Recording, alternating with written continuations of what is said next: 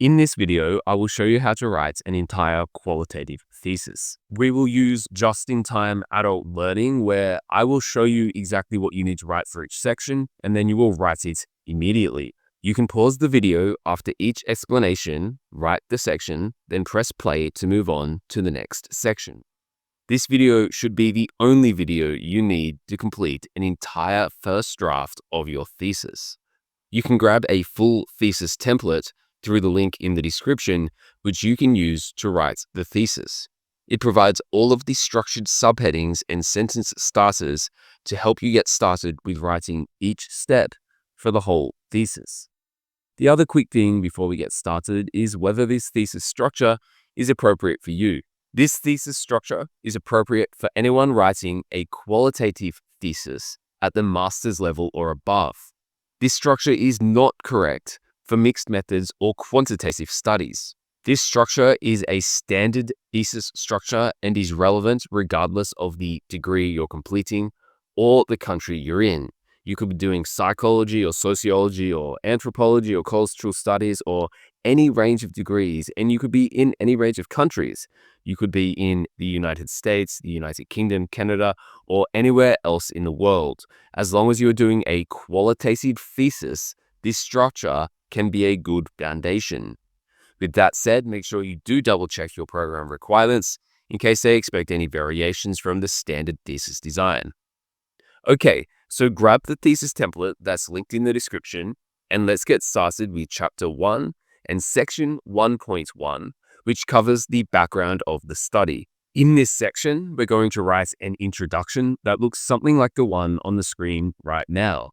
The goal of this section is to orient the reader to your topic and demonstrate your focus problem. By the end of this section, the reader should know what the topic is and the problem that your thesis is going to address. So to do this, I recommend 3 steps. In the first step, you're introducing the broad topic. The second step, you're explaining why the topic matters. And the third step is setting up the specific research problem. To introduce the broad topic, simply let the reader know what the topic is and highlight why it is important.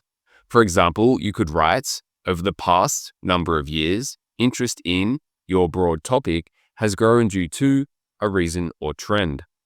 And if you look at our sample, you can see here it says, over the past 5 years, interest in artificial intelligence has grown due to the emergence of large language models in the consumer market. So that's a good opener to a thesis. Step 2 in background of the study is to explain why the topic matters. Questions you could ask yourself here are, who does this issue impact? How does the issue affect the world? And why should people care about it? Here's a template. In a specific situation, your topic is important because of a reason. In the sample, you can see it says, in the workforce, the emergence of generative AI is important because it signals a dramatic change to the future of work. Our third step in the background of the study section is to set up your specific problem or research gap. All you need to do is say what the problem is that your thesis will address. Here's a template. This indicates a need for deeper investigation into a specific aspect of the topic. Let's look at how the sample wrote this third step. It says, these developments point to the need for deeper investigation into how generative AI is affecting work in the professions. Okay, that brings us to the end of the first subsection of Chapter 1 called Background of the Study. In this subsection, we named our topic, we explained why it matters, and we set up a specific problem. Section 1.2 outlines the purpose, aim, and research questions for your study. This section goes from broad to focused, where the purpose is a broad statement of why the study is taking place, the aims outline what you are trying to achieve, and the research questions are specific questions that your study will attempt to answer. Differentiating between the purpose, aims, and research questions is a difficult task that a lot of students struggle with, which is why I've set up this AI brainstorming prompt for you that will help you to start formulating your purpose, aims, and research questions in a clear and easy way. I will include the prompt in the email when you download the thesis template. When it comes to research questions, make sure your research question is framed so it will be answered through qualitative, not quantitative methods. A qualitative research question is answered with words, whereas a quantitative research question is answered with numbers.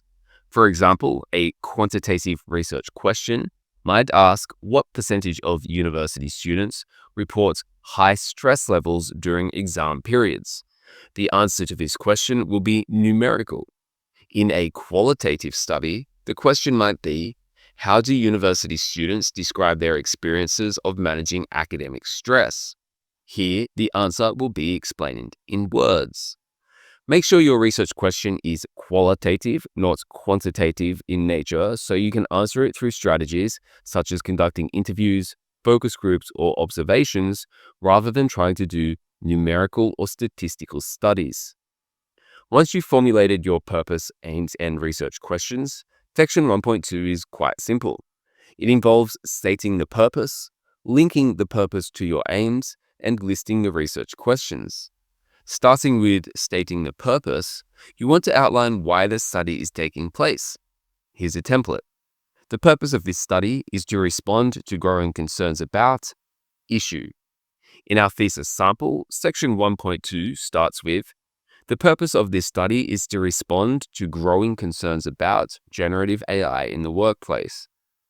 Moving on to the aims, you want to break down the purpose into 2 to 3 specific aims that should start with phrases such as to explore, to examine, to investigate, or to identify. For example, you might say, to achieve its purpose, the study firstly aims to identify, and then insert something you want to identify. Our sample thesis reads, to achieve its purpose, this study firstly aims to identify the specific opportunities and threats that millennials associate with AI in the workplace. Thirdly, we will list our research questions. The research questions ask specific questions that you will answer and should obviously be formulated as questions with question marks at the end. So for example, research question 1 might be, how do participants' experiences of a problem affect attitudes towards a phenomenon? If you need more help with formulating a research question, I've created a PDF full of research question examples from real theses and templates you can use to make your own research questions. When you grab the thesis template below, I'll show you how to get it. That's all you need to do for section 1.2. To summarize, you want to state the primary purpose of the study, the aims of the study, and then list the research questions. Section 1.3 covers the significance of the study. Questions you could ask in this section include, why should anyone care about the study? And what value will your work provide for the world? By the end of this section of the video, you should be able to write a piece similar to the sample you see on the screen. When talking about the significance of your study, there are several ways you can conceptualize it. For example, you can think about the practical significance of your study, which refers to how your study's findings might help people. Think about professionals, consumers, or policymakers that this study's findings may be able to help. Social significance refers to how your study might help society. For example, could your study support social justice or social progress? Academic significance refers to how your study's findings might progress academic knowledge, such as by filling research gaps. Contextual significance refers to how your study might help in a specific location or time period, such as whether your study will end up helping people in your local area. You do not need to cover all of the points for significance, but they are good entryways for considering how your study has significance in one way or another. Again, I do have an AI brainstorming prompt that could help you brainstorm the significance of your specific study. You can grab that prompt, as with all the other resources, when you download the thesis link in the link in the description. So let's get to writing section 1.3 on the significance of your study. First, you should orient the reader to the section, and secondly, you should outline the study's significance with reference to one or more of the 4 previously mentioned categories of significance. Starting with orienting the reader, You'd want to signpost which of these categories of significance we'll discuss in the paragraph, such as practical, social, academic, or contextual contributions. Here's a template you could follow. This study offers a valuable contribution to, and then state the way it will make a contribution. In our example piece, it reads, "This study offers a valuable contribution to researching the impact on artificial intelligence in the workplace." So the sample piece presents an academic contribution for its study. After orienting the reader to your contribution, you'll want to explain how your study will make this contribution. Here's a quick brainstorming prompt that you could use to help you come up with some ideas for how your study makes a contribution. You can pause the screen now to copy that prompt and enter it into your favorite AI tool, such as ChatGPT, and it will help you to brainstorm some ideas. Now, let's look at the template. You could write, "Findings from this study will provide stakeholders with evidence-based strategies for improving an aspect of their lives." In our sample piece, it says, "Findings from this study will provide millennial employees and their employers with evidence-based strategies for addressing the threats and challenges of generative AI in the workplace." You may choose to expand this section by covering multiple points of significance if you can identify several ways your study will be significant. That's it for this section. To summarize, you want a topic sentence that orients the reader to the significance of the study. Then you can highlight your first point of significance, second point of significance, and so on for however many points of significance you can come up with. Section 1.4 outlines the theoretical or conceptual framework that you decided to apply for the analysis. A theoretical or conceptual framework is not used in all research projects, but it is regularly used by research students, especially at the master's and PhD levels. A framework provides the researcher with a set of tools and lens that they can apply to their analysis. Here's the difference between conceptual and theoretical frameworks. A theoretical framework uses perspectives and tools from an existing, established theory to analyze the data. A conceptual framework uses a collection of useful concepts related to the analysis of your topic to help you to understand it, but these concepts are not part of one coherent theoretical framework. They may be selected from a variety of different sources.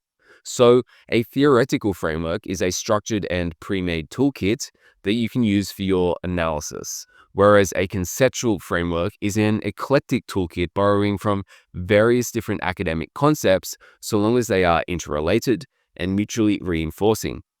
An example of a theoretical framework is humanistic psychology. If a researcher decided that they would analyze their data from the lens of humanistic psychology, they would analyze their data using concepts within humanistic psychology such as unconditional positive regard, self-actualization, esteem needs, and growth needs. Similarly, a researcher might use a theoretical framework such as post-structuralism, which analyzes truth claims, discourses, intertextuality, performativity, and normalization. These terms and concepts can then be applied during the analysis of the data to generate rich insights. By contrast, an example of a conceptual framework might be in this diagram. Conceptual frameworks are often presented as diagrams like this. In the diagram, there will be several terms and concepts that the researcher knows they'll be able to use to understand the topic. For example, in this diagram, the research topic is, "How do women experience racism in sports?" And the researcher has brought together terms that will help them to understand the concept of racism, such as intersectionality, the invisible backpack, everyday stereotyping, and microaggressions. The researcher has created a diagram showing the relationship between the concepts themselves and the relationship between the concepts and the research question. These terms don't all come from a coherent, recognized theory, but they are mutually reinforcing and help the researcher to understand racism in women's sports. Each of those terms may then be applied during the data analysis phase. You do not have to use a theoretical or conceptual framework, but let me outline why you might choose to, as well as you might choose not to. In the pros column, A theoretical or conceptual framework can guide data collection and analysis because you will have tools such as key terms and concepts that will allow you to more richly analyze your data. The use of a theoretical framework in particular can add academic credibility as it's a foundation upon which you can defend your claims. Thirdly, a research student who applies a theoretical or conceptual framework skillfully can demonstrate depth of academic skills and the capacity to apply a theoretical lens to shed new light on their topic. Downsides of using a theoretical or conceptual framework include that it tends to add a lot more complexity to your study because you'll have to be able to explain your framework in detail and then also apply it appropriately during analysis. This is a difficult task. It also requires deep understanding of the history, debates, and perspectives related to the framework or concepts that you are using. So, it tends to be a lot of work and reading to develop the skill in using and applying the framework appropriately. One last comment. If you're using grounded theory, it is expected that you would not use a theoretical or conceptual framework, because grounded theory tries not to allow existing literature or theories affect the analysis of data. If you're considering using a theoretical framework or a conceptual framework, I would recommend using this prompt that will suggest a range of compatible frameworks to your research question. When you download the thesis template, there will be instructions on how you can grab the prompt. It's also strongly advisable that you consult your research advisor, who should be an expert on your topic, about the suitability of any prospective framework for your project. Okay, so for writing up section 1.4, remember this is a broad introduction to the framework, and you will go into more depth later in the thesis. So here, there are 3 simple steps. Introduce your framework, briefly summarize its key concepts, and explain why the theory or concepts fit your study specifically. So start by clearly stating the theoretical framework or key concepts that we'll use to analyze the data. Here's a template. Theory or concepts is or are used to analyze the study's problem. It emphasizes and then go on to explain the key assumptions of the framework. Here's an example. Domestication theory is used in this study to analyze millennials' use of generative AI in the workplace. This theory emphasizes the importance of examining how individuals come to domesticate technologies in their everyday lives. Step 2 is to briefly summarize your framework's core concepts. Here, you should be succinct. Outline the core concepts as an orientation to the reader, but you do not need to go into depth or go too far into the weeds here because we will go deeper in chapter 2. Here's a template. Theory or concept explains topic by, and then go on to provide an overview of the tools and assumptions within the framework. Here's an example. Domestication theory explains how people adopt technology through a series of phases: commodification, appropriation, and conversion. The commodification phase, and then it goes on to outline the first phase, second phase, and third phase of the theory. Lastly, explain why the theory or concept fits in your study. Here, try to justify why the framework is suitable for your study. Generally, this is because it will help achieve more depth during your data analysis, because it provides a range of tools and concepts that help you to think through the data in detail. I've also got a prompt for explaining why a theory fits into a specific study, and you can grab that with all the other prompts. Here's a template. This framework is appropriate for the current thesis because it provides tools for exploring, and then go on to explain how the concepts and perspectives will help you achieve deep analysis. Here's an example. This framework is appropriate for the current thesis project because it provides tools for exploring the meaning-making processes involved in adopting generative AI in the workplace. That brings us to the end of section 1.4 on your theoretical or conceptual framework. In this section, you should have introduced your framework, briefly summarized your framework's core concepts, and explained why the theory or concepts fit the study. Remember, you may not need to include a theoretical or conceptual framework in your study, but it is very common to use a framework because it helps immensely when analyzing the data. Now let's move on to section 1.5, which is the methodology overview. This section will orient the reader to all of your study's key methodological decisions, including the chosen research paradigm, research approach, research design, data sampling method, data collection method, and data analysis method. By the end of this section of the video, your methodology overview will look something like this. This is the hardest part of the introduction, so I'll briefly walk you through all 6 of these methodological decisions that you should have made for writing your thesis. Starting with the broad beliefs encapsulated in your research paradigm, and then zooming all the way into the specific data analysis methods at the end.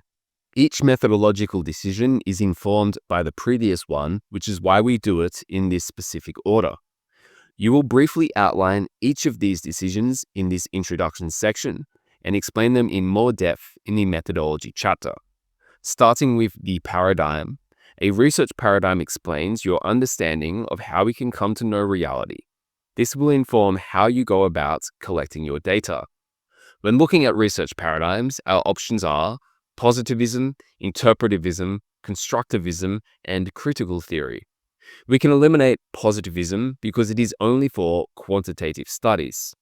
For this sample, we will focus on interpretivism because it is the most common research paradigm qualitative research students use. Interpretivism argues that reality is shaped by subjective human experiences and that reality is only knowable through interpretation. As a result, an interpretivist will end up doing a qualitative study that explores perceptions and experiences. For a detailed orientation to all the key paradigms, instructions on how to choose your own paradigm, and cheat sheets on how to write about them, there are additional resources you can access when you download the thesis template from the link in the description. Okay, let's start writing our orientation to our paradigm. First, you want to state your chosen paradigm, and second, you want to define the paradigm. So here's a template. This study is grounded in, and then name your paradigm, meaning that, and then define your paradigm. In our sample piece, it says, this study is grounded in the interpretivist research paradigm, meaning that the study proceeds from the ontological assumption that reality is multiple and shifting, and the epistemological assumption that individuals come to know reality through the lens of their own personal experiences, contexts, and belief systems. Next, we have the research approach. There are 2 research approaches: quantitative, which will focus on broad insights, and qualitative, which will focus on deep insights. The research approach you select is informed by the paradigm that you selected in the previous step. In the previous step, we chose interpretivism, so we're going to be doing a qualitative study. So for your research approach, you can say that you chose to do a qualitative study and explain that you chose a qualitative study because you want deep insights into perceptions of your phenomenon. Here's a template. This study uses a qualitative approach in order to, and then explain why you're using a qualitative approach. Looking at our sample piece, it says, this study uses a qualitative approach in order to achieve deep, contextualized, and nuanced insights about millennials' perceptions. Thirdly, we want to cover our research design. A research design is a framework for building your study that includes methods, tools, and standards for data collection and analysis. Common types of research designs in qualitative studies include phenomenology, grounded theory, case study, ethnography, participatory action research, and discourse analysis. Hopefully, you already know what your research design is. If not, I do have a bunch of resources on selecting and writing about research designs that you can grab when you download the thesis template. But our sample thesis will use phenomenology, which is the most common research design for a basic interview-based qualitative thesis. The phenomenological research design focuses on understanding how people experience and make sense of a phenomenon. It explores personal meanings and lived experiences and tends to use interview-based methods. So, to outline your chosen research design, you might state the chosen design and then define the research design to give the reader a quick understanding of what it's about. Here's a template. This study uses your chosen research design, which is, and then define the design. In our sample piece, it said, this study uses an interpretative phenomenological design, which is the study of how phenomena are understood and interpreted by individuals in social contexts. Fourthly, we want to orient the reader to our data sampling method. A data sampling method is the method you use to select the data or research participants for your study. To put it simply, how will you choose who or what to interview or observe? Common data sampling methods in qualitative studies are usually purposive, and there are different types of purposive sampling, including convenience, theoretical, snowball, criterion, and maximum variation. Our sample thesis uses criterion sampling, which refers to setting up inclusion and exclusion parameters for selecting who or what the study will include. This is done prior to going out on your search for research participants. So, to orient people to your data sampling method, state the sampling method and explain how you used it. Here's a template. To recruit research participants, your sampling method was employed, which involved, and then you want to explain your sampling method. Here's a sample. To recruit research participants, purposive criterion sampling was employed. This is a sampling method used within qualitative research to identify research participants who would be best able to generate deep insights for answering the research question. The criteria for recruitment was, and then he goes on to outline how the author went about selecting the research participants. The fifth part of the methodology overview gives a brief introduction to your chosen data collection method. The data collection method is a method you use to gather information from the research participants you selected in the previous step. Common data collection methods in qualitative studies include semi-structured interviews, focus groups, observations, and document retrieval. My guess is the majority of people watching this video will have used semi-structured interviews, so let's zoom in on that for this sample. This involves conducting in-depth, one-to-one interviews using open-ended questions to generate data. If you used one of the other methods or you want an in-depth cheat sheet on what to write about semi-structured interviews, again, I have tons of extra resources that you can grab when you download the thesis template in the link in the description. So here's what to write for your orientation to data collection methods in the methodology overview. First, you want to state your chosen data collection method. And second, briefly explain what you did. So here's the template. Your data collection method was conducted through, and then explain how you did it. In our example piece, it says, semi-structured interviews were conducted with 15 research participants. Semi-structured interviewing had the benefit of generating rich, detailed insights from individuals in relation to the research questions. The last step in the methodology overview is to orient your reader to the data analysis method. The data analysis method is a method you use to analyze your data, usually leading to themes which you would then discuss in your findings. There are three common types of data analysis methods in qualitative studies.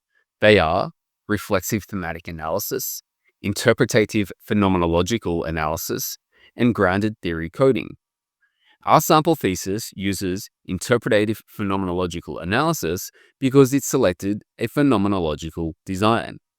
Regardless of the type of data analysis method you use, it will generally have a multi-step process for analyzing your data. Here, for example, you can see the steps involved in interpretative phenomenological analysis of interview transcripts. If you don't have a detailed insight into your data analysis method yet, that's okay. All you need to do in the introduction is to signpost which method you chose to use. So here's what you'd want to write. You'd simply want to state your chosen data analysis method and briefly explain what you did. Here's a template. The data were analyzed using your data analysis method by, and then explain how you did it. So, for example, the sample piece says, the transcripts from the interviews were then analyzed using interpretative phenomenological analysis. Through this process, things were constructed from the data. That's it for this section. To summarize, you want to orient the reader to your key methodological decisions, including the research paradigm, approach, design, data sampling method, data collection method, and data analysis method. Now let's move on to section 1.6, which covers the scope and delimitations. The scope and delimitations refers to your decision to include some things in your study while excluding others. Every study has to make decisions about what to include and exclude. This helps to focus your study, but does mean that you won't be able to satisfy every possible question people have about your topic. By acknowledging that you strategically excluded some avenues of inquiry from your study, you're showing that you've thought carefully about the focus of your study and its goals. Your scope and delimitations could cover things like the people or things you included in the study, which we call the population, the settings in which you decided to collect the data, the time frame of data collection, and the methodology. For section 1.6, you should outline some points about what you included and excluded from the study. By the end of section 1.6, your piece will look something like the one on screen now. I usually give my students this worksheet to come up with their scope and delimitations. As with all the extra resources, you'll get a chance to grab them when you download the thesis template linked in the description. But for now, let's look at how we can write this scope and delimitations section. Firstly, you want to identify your scope and delimitations, and then you want to acknowledge the implications of your decisions. Starting with identifying your scope and delimitations, state what you included in the scope of your study and what you excluded from the scope of your study. Here's a template. This study included a population setting timeframe methodology or something similar, but excluded a population setting timeframe methodology or something similar. In our sample piece, it says, the study's participants included millennials born between 1981 and 1996, but excluded younger Gen Z and older Gen Y people. Next, you want to acknowledge the implications of your choices. So here, you would write that there may be some missed opportunities caused by your decisions, which we would call the downsides. However, you would also highlight that the scope and delimitations decisions allowed you to focus on what's most important to your research question. This is the upside of clearly defining your study's scope and delimitations. Here's a template. The decision may have caused you to miss out on some opportunities, and you would name the opportunities. However, it helped too, and then you would state how it helped you answer the research question in depth. Let's look at how it's written in the sample. It says, such a decision may have excluded potential insights on how people not currently exposed to generative AI tools may perceive threats and opportunities of generative AI. However, overall, the scope and delimitations set at the outset of the study did help to achieve a focused and in-depth analysis. You can repeat these steps for as many inclusion and exclusion criteria that you need to cover. To summarize, for section 1.6, you will have named your scope and delimitations and explored negative and positive implications for each. Let's move on to section 1.7, which covers your definitions of key terms. These include terms that people may not know, terms that may have contested definitions, or terms that have complex definitions. Try to focus on terms that are in your research question, as these will be the most important ones to define. Here's an example piece to show what yours should look like. To start off with, you would want to introduce your term, present 2 to 3 scholarly definitions of the term, paraphrase and discuss the scholarly definitions, and then repeat for any and all key terms. Here's a template. The term, then insert your key term, is a central term in the study. You can see in the sample piece it says, the term millennial is a central term in the study. Step 2 in section 1.7 is to present 2 to 3 scholarly definitions of your term. A good tip here is to go to Google Scholar and in quotation marks, insert your term and then after it, write in is defined as. This will find articles that are explicitly defining your key term. Here's a template for this section. One scholarly definition is, and then insert a quote from the definition. Then, in the next sentence, write, another definition from the literature is, and then you'd insert the second quoted definition. Here's how our sample thesis did it. One scholarly definition is those born between 1981 and 1996. A millennial is also explained by Saraswati as individuals who are familiar and in contact with advanced technologies such as smartphones, social media, etc. Step 3 is to paraphrase and discuss the scholarly definitions. Here, bring together the definitions from Step 2 into a single paraphrase definition that will be used for your study. This will demonstrate your ability to conduct research and synthesize information from multiple sources. Here's a template. Combining the key concepts from the above scholarly definitions, this thesis defines term as, and then insert your definition.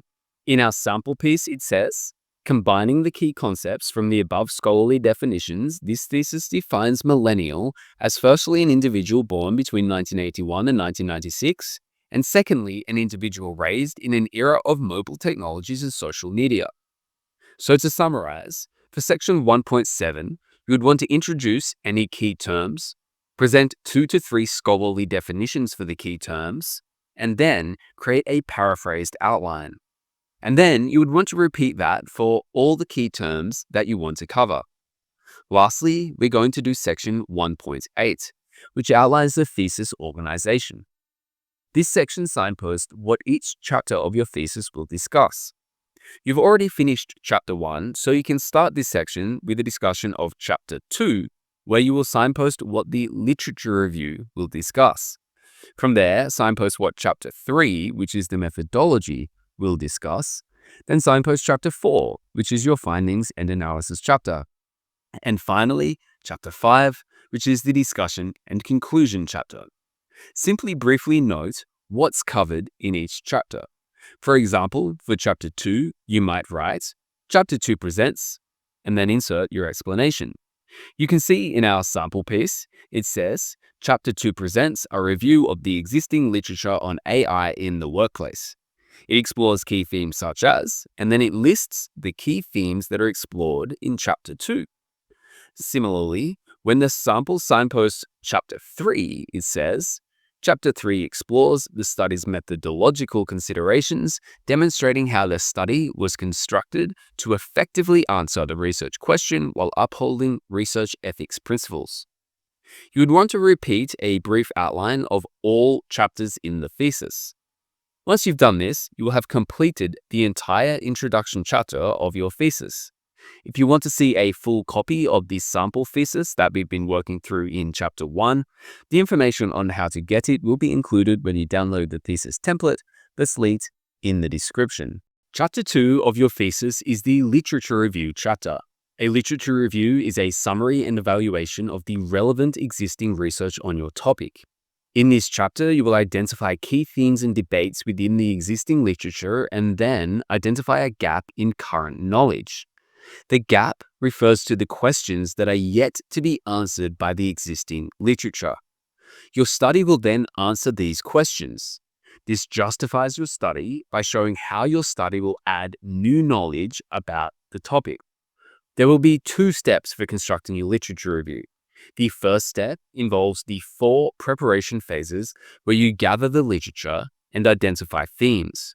The second step involves writing up the literature review. In the end, it will look something like the example on the screen. So let's start with the preparation phases. There are 4 preparation phases. In preparation phase 1, you will find academic articles relevant to your topic, save each article's citation, and download the article onto your computer. So for this phase, the first thing you should do is to create a literature review matrix. You can see the literature review matrix I give to my students on the screen here. If you download the thesis templates in the description, I'll show you how to grab that literature review matrix from me. Okay, so once you've downloaded the literature review matrix, it's time to do a keyword search. This will involve searching academic databases such as your university's online library database or Google Scholar for phrases relevant to your research topic. For example, if your research question was, how do millennials perceive the threats posed by artificial intelligence to their career stability and growth? Then, your search questions on Google Scholar might be Millennials Artificial Intelligence Workforce, or Millennials Artificial Intelligence Career, or Artificial Intelligence Workforce Threats. Different variations of keywords will come up with different articles on the search results page. So, go to your university databases or Google Scholar and conduct your search. For this video, I will use Google Scholar because I know all of you have access to it for free. Once you've done your keyword searches, look on the left-hand side of Google Scholar and you will find a filter to narrow the search to the past 5 or 10 years. Usually, studies into topics that are rapidly changing require a search within the past 5 years. But it's also common to gather literature within the past 10 years as well.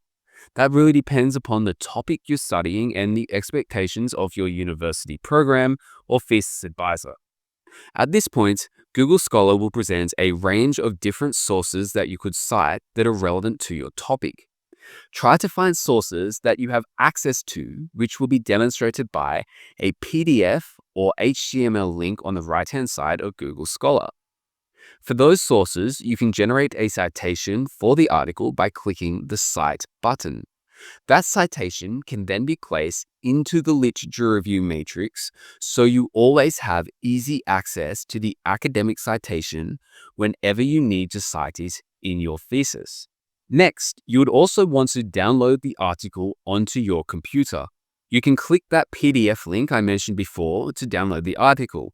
Save it in a structured format onto an easy-to-access file on your computer so you can return to it in the next phases. Usually, I save it with the author's surnames in the citation style that I would usually use when referencing the article in my writing. This makes it easy to find the article you want when you need it. The last step in gathering the literature is finding additional potential sources. You can do that by using Google Scholar's Cited By link. This link presents additional articles that reference the article that you have selected. This can be very useful when you find a highly relevant article. You can find a bunch of other studies that are also highly relevant to your study by clicking that Cited By button. By the end of Phase 1, your literature review matrix should be filled with a list of relevant articles that you will then go on to read in future phases. You should also have them all saved onto your computer. In Preparation Phase 2, we're going to fill in the right-hand column of the literature review matrix that says Themes and Arguments. This is where we will read our articles and, in bullet points, summarize each article's key points that are relevant to your study. Here's what it looks like when it's finished. As with all the other resources, you'll be able to grab that completed sample after you download the thesis template, linked in the description. So that's what your goal will be by the end of Preparation Phase 2. First, we're going to manually scan our articles for key points. Then I will show you how to use an AI-assisted method to double-check that you didn't miss any key points. Lastly, we'll identify further snowball sampling opportunities. For Step 1, manually scanning articles for key points, the first thing to do is open each article that you saved onto your computer in the previous preparation phase. Read the article's abstract. The abstract should help show what the key points and arguments are within your article. You may choose to remove some articles from your list after reading the abstracts because you find they're irrelevant. For the articles that do have relevant abstracts, continue to read the rest of the article. Focus on reading to find the key points rather than reading everything word for word. I usually read the introduction, which will go into more depth than the abstract, but still provide an overall summary of the article's key focus. Then, I'll read the conclusion, which tends to give a clear summary of the key findings. Next, I'll read the discussion section in order to go into even more depth about what the article talks about. Fourthly, you might consider reading the literature review, which can provide valuable insights into the key themes across the literature within your topic area. And finally, look over the methodology section. If you take notes on the methodology for every article in your literature review, you may start to identify the main methodologies used across the literature and whether other methodologies are not yet used, which may end up informing your research gap. At this stage, we're trying to take as many possible notes as we can. We don't yet know what might become a theme, so take notes on any and all relevant points. Once you've manually scanned the article and taken notes, your literature review matrix should look something like this, where you've got bullet points of key themes, a note on the methodology, and even some key quotes from the articles that you could cite later on when you're writing up the literature review. Now, I'm going to show you a way to use AI to help scan the articles for key points and take additional useful notes. But this should be done to support your manual work and help check that you understood the article rather than to replace your manual reading. Remember that AI does make mistakes and misunderstands things as well, so you're double checking your work here, not letting AI replace your own thinking. So here's what to do. First, go to your favorite AI tool. Here, I'm using ChatGPT. In ChatGPT, you can press the plus button in the prompt box and click Add Photos and Files. You can then upload the article that you want the AI to read. And I've got a useful AI prompt here that will help you to identify how the article is relevant or not relevant to your research question and key themes that it might cover. Here's a sample of the output from this prompt. It will tell you whether or not the article is relevant to your research question, some key arguments and findings within the article, some notes on its methodology, and more key points. You can compare your notes to the AI's notes to make sure that you have come to a similar understanding. Lastly, for phase 2, you can identify further opportunities to add additional articles to your literature review by looking at the reference list of the article you're currently reading. Here, additional relevant articles may be listed that you can then go on to read as well. By the end of preparation phase 2, you will have a completed literature review matrix like this one, where you've read anywhere between 20 and 50 or even up to 70 articles and taken notes on each one. Preparation phase 3 is where you generate themes across the literature. Here, you're going to get your completed literature review matrix and highlight potential themes before clustering them together into thematic groups. Let's look at how this is done. Firstly, read through the literature review matrix line by line, identifying any possible themes that could be found across multiple articles in your literature review matrix. Highlight each possible theme in a chosen color. In this way, for example, the first and third sources might both speak about a certain theme that you highlight in blue. Through this process, you're identifying themes that span across multiple articles. Once you have gone through your whole literature review matrix and highlighted possible themes, you can also upload your literature review matrix to an AI tool such as ChatGPT and ask it to also identify themes to see whether or not your themes are similar to the themes that are identified by the AI tool. I have a really good prompt to help you to do this too, and as you know, you can access it through the link in the description when you download the thesis template. Here's an example of how AI has identified themes that span across the literature. The last thing you need to do in preparation phase 3 is to order your themes. Now that you have themes, you should look at them to see which one is the broadest theme that is least connected to your study, and then sort them down to the most specific theme that is most closely connected to your study. So the final theme that you will discuss in the literature review is the theme that is most relevant or most closely linked to the study you are going to conduct. With the themes ordered, you can enter the titles of the themes into the second literature review template that I provided called the thematic summary matrix. Here you can see all the blue highlighted text might be moved into the first theme cluster, while all the orange highlighted text will be moved into the second theme cluster, and so on, until all of your themes are grouped together in a logical order in which you would write about them. And here's what it will look like when it's finished. You can see all of the highlighted text is clustered together into color groups underneath their theme titles. Our final preparation phase is preparation phase 4, where we identify a research gap. A research gap refers to a problem or question that has not been answered by the previous studies. Every thesis needs to identify a research gap and then attempt to answer the research gap through the study. A research gap should be addressed in your research question. So, if your current research question doesn't cover the research gap that you identified in the literature review, you may need to update your research questions at this point so that the research gap is included in the research question itself. Students tend to find it very difficult to identify a research gap. However, it is not particularly difficult as long as you niche down as much as possible. For example, here are 10 types of research gaps that you could try to identify after completing your literature review. The first one is a culture gap, where you study the problem within a distinct cultural group. For example, you can say, what are the ways in which children respond to secure attachment in Asian Canadian culture? Here, you would be differentiating your study from previous studies by looking at the issue from the lens of a particular culture. You could also identify a methodology gap. This is where you study the problem using a methodology that has not been used by previous studies to look at the problem.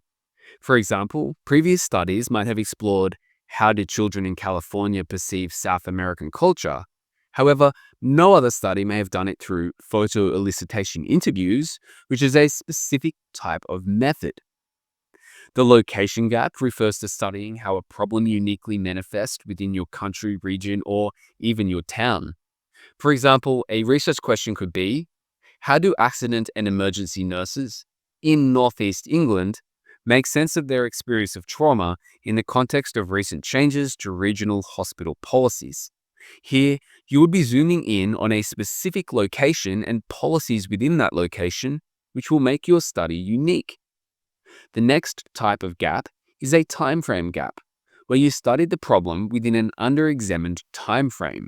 For example, you could say, how were female army nurses' contributions to the Korean War constructed in newspaper reports between June 1950 and July 1953?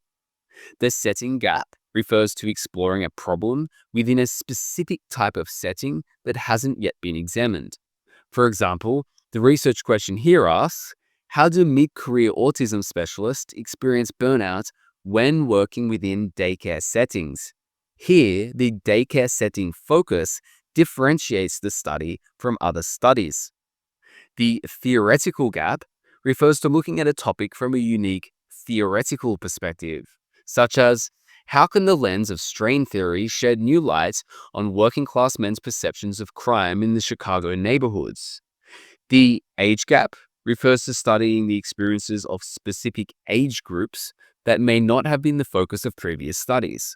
So, for example, how do people between the ages of 30 and 35 perceive intergenerational injustice in the context of declining standards of living?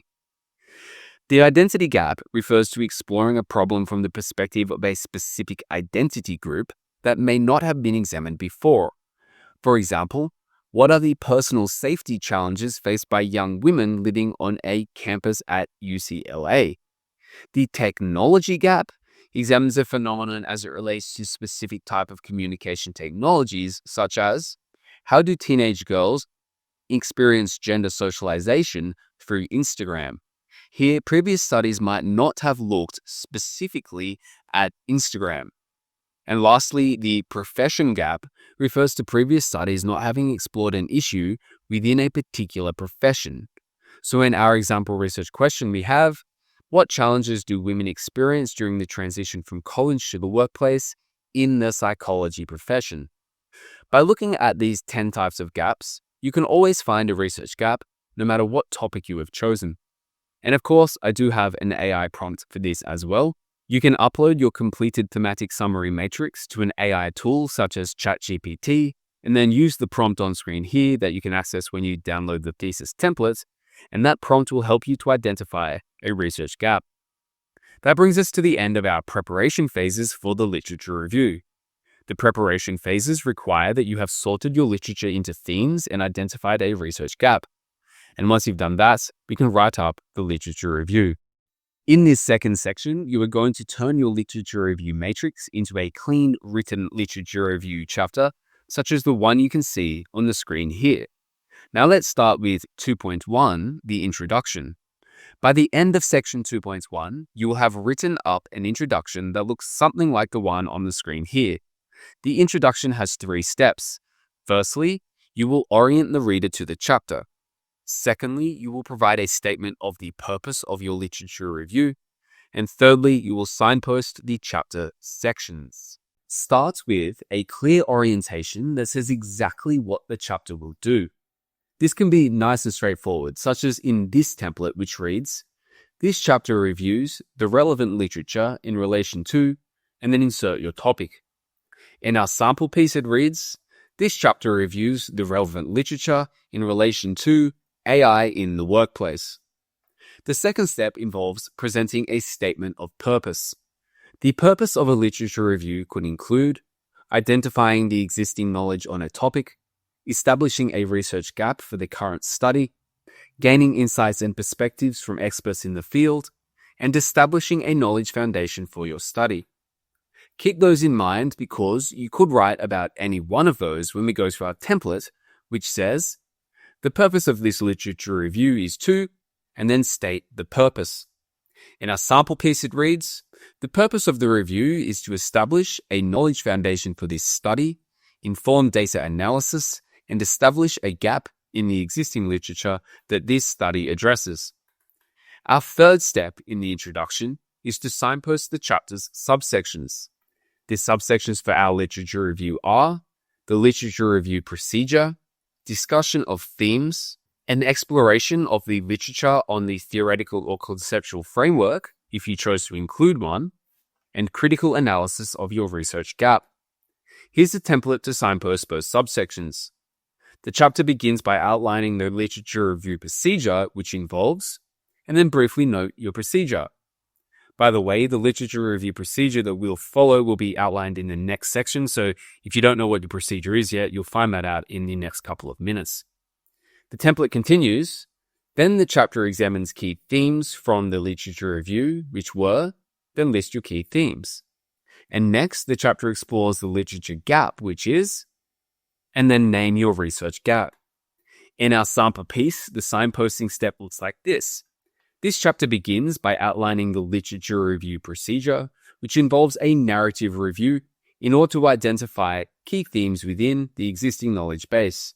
Then the chapter examines the key themes that were identified during the review, which were, and then it lists the key themes.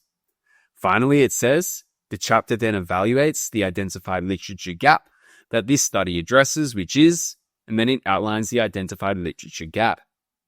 So that's the end of section 2.1, your introduction. You should have written an orientation, written a statement of purpose for your literature review, and then signposted the chapter's subsections. Section 2.2 outlines your literature review procedure. This will involve explaining how you conducted the literature review and demonstrating that your literature review was conducted in a way that was of high quality and of academic rigor. Your written piece will look something like this sample, and it will involve 3 steps. Firstly, you will name the review type. Secondly, you will justify your procedure. And thirdly, you will outline exactly what you did for your literature review procedure. So, starting with naming the review type, the normal review type for a thesis is a narrative review, which you may also know as a traditional or thematic review. The other major type of literature review is the systematic review. A systematic review selects all relevant studies within a timeframe, uses a strict structured methodology, and is designed to be replicable. By contrast, a narrative review exclusively selects the most relevant studies to your specific topic, highlights key themes across the literature, and then identifies a research gap. For more information on the difference between the systematic and narrative reviews, including benefits of a narrative review that you will need to discuss in this section, and key studies to cite in this step, you can grab the Literature Review Fast Track cheat sheet. As you know by now, it will be accessible through the link in the description where you download the Literature Review template. So, for naming your literature review type, here's a template you can follow. This type of review conducted in this chapter is a narrative review, which is, and then define narrative review. Here's what it looks like in our sample. The type of review conducted in this chapter is a narrative review, which is the type of review that is purposeful in selecting important literature for informing a researcher's analysis. The next step is to justify why you chose a narrative review and not a systematic review. This would involve explaining the benefits of a narrative review. Here's a template. A narrative review style was chosen because, and then you can explain the benefits of a narrative review. Again, use that fast track cheat sheet if you want a list of strengths and weaknesses of narrative reviews with citations that you can use when writing up this section. In our sample piece, it reads, narrative reviews are particularly useful in research theses because they gather specific details in order to give an overview of what is relevant to the study at hand. The third step in outlining your procedure is actually stating what you did. Here, explain your search procedure by including the search keywords you used, the databases you searched, your inclusion and exclusion criteria. For example, did you include peer-reviewed articles and exclude blog posts? The date range for the study, and quality control steps such as your choice to read abstracts before selecting articles for inclusion to check to make sure they were relevant to the study. Here's a template. To find relevant literature, the following search databases were used, and then name the search databases. Search keywords included, and then list the keywords you searched. Only a specific type of article was selected for the study. Furthermore, only articles published in, and then define the time period such as 10 or 5 years, were included in the study. Finally, to ensure only high-quality articles were included, and then state how you manually assessed article quality, such as by reading the abstracts. In total, a specific number of articles were included in the final review. A full outline of the ideal review procedure for a narrative review is provided in the fast track cheat sheet I mentioned earlier. Here's how the sample piece outlined the procedure. It's quite long, so you can pause the screen if you want to read it. At the end of section 2.2, you will have outlined your review type, justified why you chose that review type, and outlined your specific search procedure. Now we're moving on to section 2.3, which involves discussing the themes you identified while conducting the literature review. You will want to discuss each theme that is listed in your thematic summary matrix that you created during the preparation phase. When discussing each theme, we will first write an orientation to the theme, then present some example articles within each theme. Next, present specific data or quotes from the articles that you read. This will demonstrate your close reading of the texts while also showing key insights from the literature. You may choose to repeat for multiple examples and quotes for each theme, and then write a final evaluation of the theme before repeating those steps for every theme. Let's start with writing your theme orientation. To do this, do not write one study found or according to a specific study.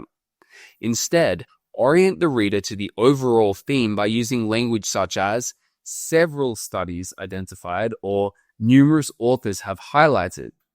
In this way, you're starting out by discussing a broad theme, not a specific study. Here's a template. The first theme identified from the literature was, and then name your theme. And then you could say, numerous authors have highlighted that, and then explain the theme.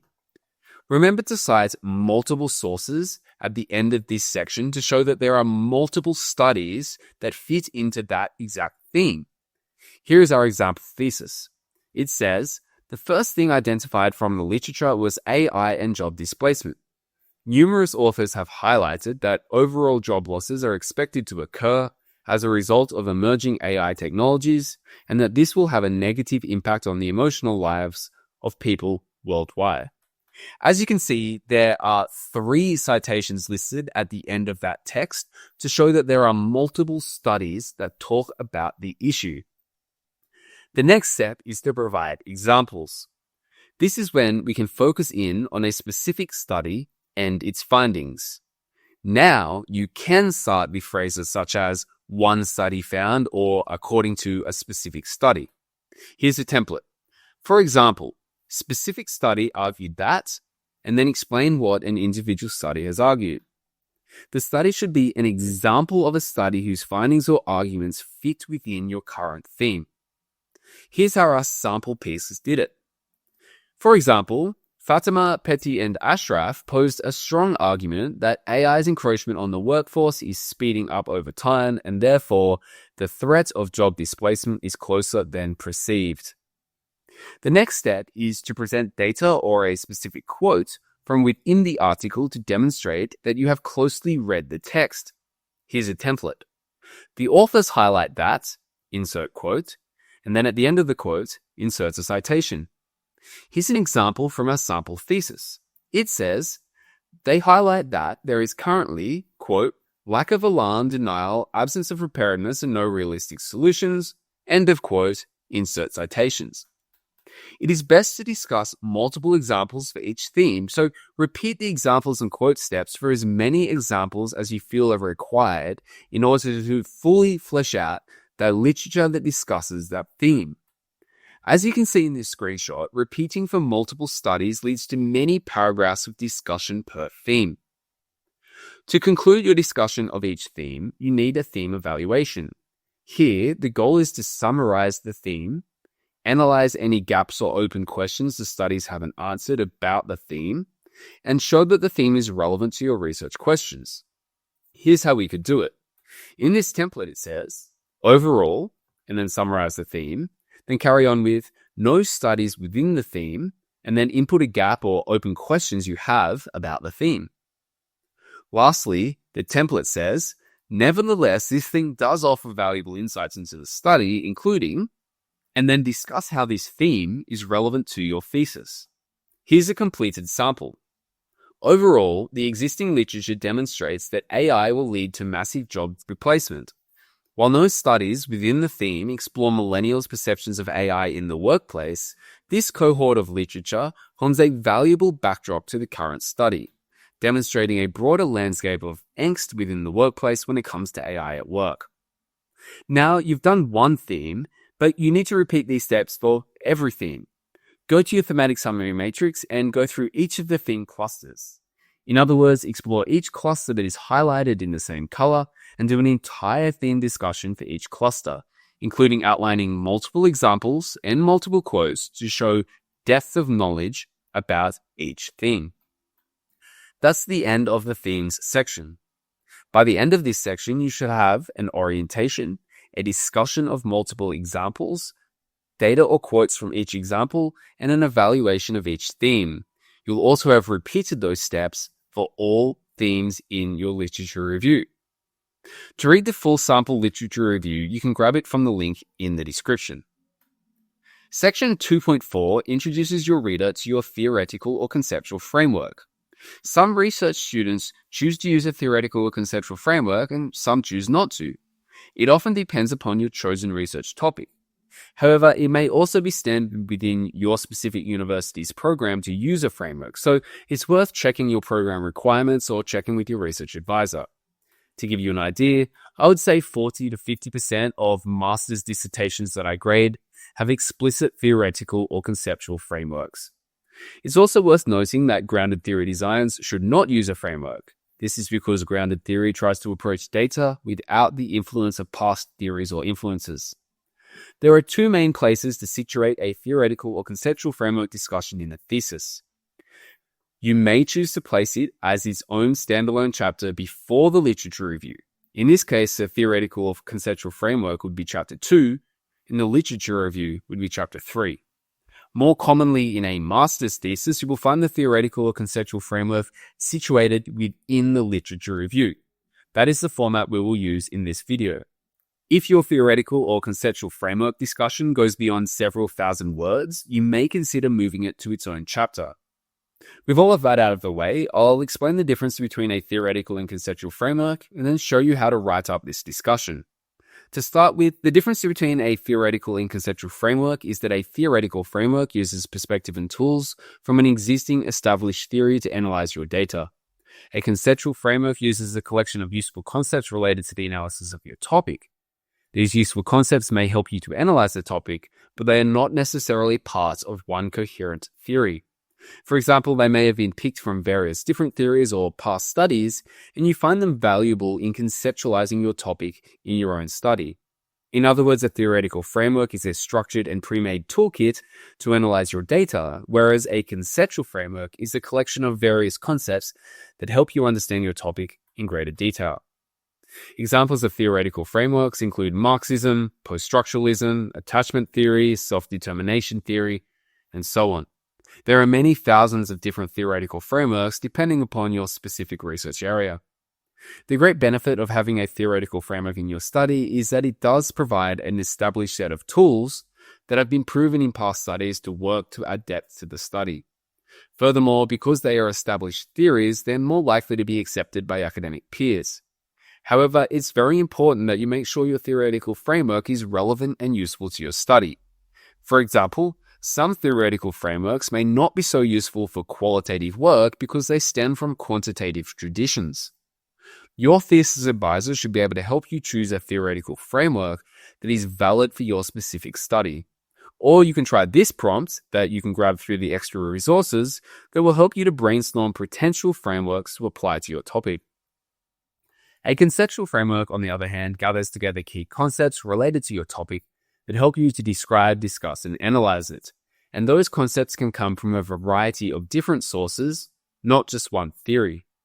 However, the concepts must be mutually reinforcing and should not contradict one another. Something unique about a conceptual framework is it is usually presented visually, such as through a diagram that you can sketch yourself.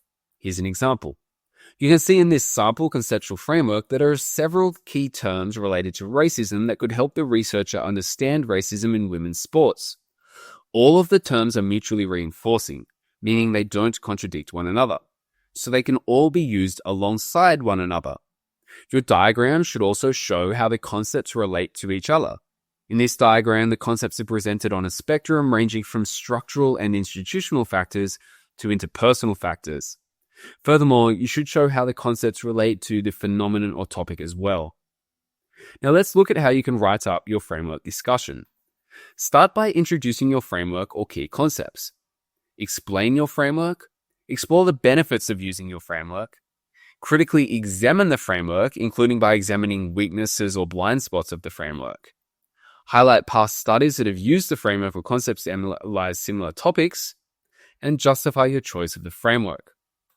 Starting with introducing your theoretical framework or key concepts, here simply state the framework or concepts that you will be using to analyze the data. Here's a template. The study engages with theory or concepts as a lens for analyzing data in relation to topic. Here's an example. This study engages with the literature on domestication theory. Domestication theory emerged as, and then explains a high-level overview of what domestication theory is. Step 2 is to explain your framework. Here, give a detailed overview of the framework, which should include a detailed overview of the key concepts and assumptions and how they are interrelated. Make sure you cite and discuss key authors within the theory or key authors who came up with the concepts you're intending to use to show depth of knowledge and engagement with original literature. Here's a template. Central to this theory is the idea that, and then explain the theory's key ideas. Or as a second template, a key academic concept that helps inform the study's understanding of topic includes key idea 1, which is, and then a deeper explanation. Here's an example. Central to this theory is the idea that individual, social, and cultural factors are central to the process of adapting to using technology, as Sebastian and Tanner explain, and then it goes on to discuss two of the key theorists within the theory. The sample piece, which you can look at if you grab the additional resources linked in the description, also creates a table, and within the table presents all the key concepts within the chosen theory, which is a useful way of demonstrating your depth of knowledge about your theory. In this step, if you're doing a conceptual framework, sketch out how the key concepts relate to one another and the research question in a diagram. Here is an example. The next step is to explore the benefits of your chosen framework. Here, highlight why you have chosen this framework and what benefit it brings to the study. Here's a template. There are several benefits for applying your theory or concepts to this particular study. One benefit is, and then explain how the terms and tools help to deepen your analytical insights. Here's an example. There are also clear benefits of domestication theory to this particular study. One benefit is its set of tools, such as through the metaphor of domestication and the concepts of commodification, appropriation, and conversion that help to articulate the various ways in which technologies are experienced when they are first adopted. The next step is to critically examine the framework. First, you should consider key weaknesses or criticisms of the theory to demonstrate awareness of those weaknesses. To go further, you may consider key internal debates within the literature about the theory itself to map out how you intend to navigate any academic disagreements about the theory or concepts and how they are applied. In other words, at a master's level, you should be able to not just explore weaknesses of the theory, but also have the ability to engage in a nuanced academic conversation about the theory and concepts with other academics who might use the theory themselves. Here's a template. Despite its benefits to the study, the framework's potential pitfalls include, and then explain the limitations. Here's another template. There is disagreement within the theory about how to apply aspect of the theory. For example, author 1 says X, while author 2 says Y. In this theory, the approach taken is X, Y, or Z. Here's an example. One possible weakness of domestication theory is that it was originally designed exclusively to explore physical technologies in the home, in particular television. And then it goes on to explain how some researchers have adapted the theory over time to look at concepts more closely related to AI. The next step is to highlight past studies using the framework or concepts that are similar to your current study. This helps to demonstrate how the framework and concepts have successfully been applied in the past to topics like yours. It also constitutes a bit of a literature review of previous studies that have applied your theory or concepts in order to explore how you can build upon past theoretical discussions. Here's a template. Of interest in this thesis are several recent studies that have applied theory or concepts to your topic. These studies have used theory or concepts to demonstrate key insights that can be extracted by applying your framework. Here's an example. Of particular interest to this thesis are the limited domestication theory studies of generative AI. Among these studies, scholars have identified that generative AI domestication involves, and then it goes on to explain the studies. The final step is to justify your choice of framework, which should demonstrate the value the framework brings to your analysis. Here's a template. Theory or concepts are applied to this study because they provide useful insights, tools, or perspectives that help you to deepen analysis of aspects of your topic. Here's an example. This theory is particularly useful in theorizing millennials' uptake of generative AI tools. In particular, it provides a useful, phase-based lens to examine the processes involved in making meaning of generative AI. So that's an overview of how you could introduce your framework in the literature review discussion. When we go on to Chapter 4, which is the findings and analysis, we will further discuss how you can apply these concepts from within your framework when analyzing the data. That brings us to an end of section 2.4 on theoretical or conceptual frameworks. In this section, you should have introduced your theoretical framework or key concepts, explained your framework, including using a visual aid such as a diagram if you are using a conceptual framework. You should have also explored the benefits of the framework, critically examined the framework, such as by looking at weaknesses of the framework or key debates within the theory itself, highlighted past studies that are proximate to your own that have used the framework or concepts, and justified why you have chosen to use the framework. Section 2.5 covers our research gap. In this section, the goal is to state that now you know what the existing literature has said on your topic, you can identify what it hasn't said yet. And then this will lead on to your statement of how your study will make a contribution to the literature that has more insights that haven't been explored in previous studies. So this is what it's going to look like once you've finished. And here are our 4 steps for writing the research gap section. Firstly, summarize what has been studied. Secondly, highlight what has not been studied. Thirdly, state the importance of addressing the gap that you identified and state how your study will fill that gap. Starting with summarizing what has been studied, the goal here is to give a baseline for outlining your research gap. To do this, highlight that several things have already been covered by the literature. Here's a template. You could say, the main findings of research into your topic are, and then summarize the themes that you've identified. Here's a completed example. The main findings of research into AI in the workplace indicate that it is a perceived threat both in regard to the future of jobs and workers' quality of life. Next, highlight what hasn't yet been studied. You'll focus on issues that will naturally lead into your statement of your research gap. Don't forget that you can use the prompt I presented earlier when discussing the 10 types of research gaps in order to come up with a research gap for your study. Here's a template for highlighting what hasn't been studied across the body of literature. No study examined, and then insert a research gap. Furthermore, no studies have, and then you can add any additional research gaps if you have found more than one gap that you want to answer in your study. Here's a completed example.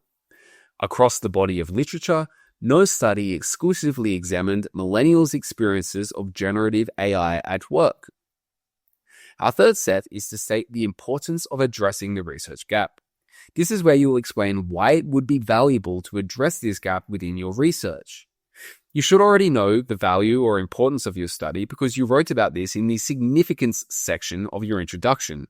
Refer back to that section if you are struggling to come up with ideas in this step. Here's a template. It's important to address this gap because it'll help too, and then explain the benefit of doing your study. Our example piece reads, importantly, millennials are uniquely exposed to generative AI in the workplace as mid-career professionals. They're in a position where upskilling and pivoting in order to remain relevant may be necessary because they're still far enough from retirement that they will be exposed to the wave of generative AI. So here, the example is stating why it is important that we fill our research gap, which is an age gap, about getting millennials' insights about the issue. Finally, explain what your study will do to fill the gap. For example, your study could conduct interviews with the under-examined population, or you could focus on a specific under-examined location, etc. Our template says, this study aims to fill this research gap by, and then explain what your study will do. Our sample piece reads, the study aims to fill the gap in the literature by conducting semi-structured interviews with millennials to examine their unique experiences of generative AI work. By the end of the research gap section, you should have summarized what has been studied, highlighted what hasn't been studied, stated the importance of addressing the gap, and stated how your study will fill the gap. Our final section of the literature review is the conclusion, which will summarize the chapter. Remember, there will be a little repetition here, especially because we just discussed our research gap. That's okay. The conclusion is its own standalone section that should summarize what's been covered throughout the chapter. Here's our completed conclusion sample. Yours should look something like this by the time we're done. There are 3 steps to the conclusion. Firstly, restate your themes. Secondly, situate your study in relation to the literature. And thirdly, transition to the next chapter. So to restate the themes, simply briefly summarize the themes in an effort to provide a final review of what the chapter has discussed overall. So a template could be, this literature review has identified several key themes related to your topic. It has highlighted and then outlined the themes. Here's a completed sample. This literature review has identified several key themes related to AI in the workplace. It has highlighted that AI could threaten to decrease the overall pool of jobs into the future. Step 2 is to situate your study by summarizing how your study has been informed by the literature. This will generally involve restating that your study will attempt to fill one or more research gaps that the literature has yet to cover. Here's a template. This study will build on the existing literature by, and then restate the research gap. Here's a sample. This study will build on the existing literature by specifically examining how millennials experience generative AI at work. And finally, transition to the next chapter. Here, you simply want to foreshadow that the thesis will now transition to a discussion of the methodological choices you made for the study. Here's a template. The next chapter will explore the study's key methodological decisions, including, and then list some subsections of the next chapter to foreshadow what will be covered. Here's a sample. The next chapter will pivot to an explanation of how this study was constructed, including key methodological, ethical, and trustworthiness considerations that were essential for constructing a high-quality academic study. And that's the end of our conclusion section.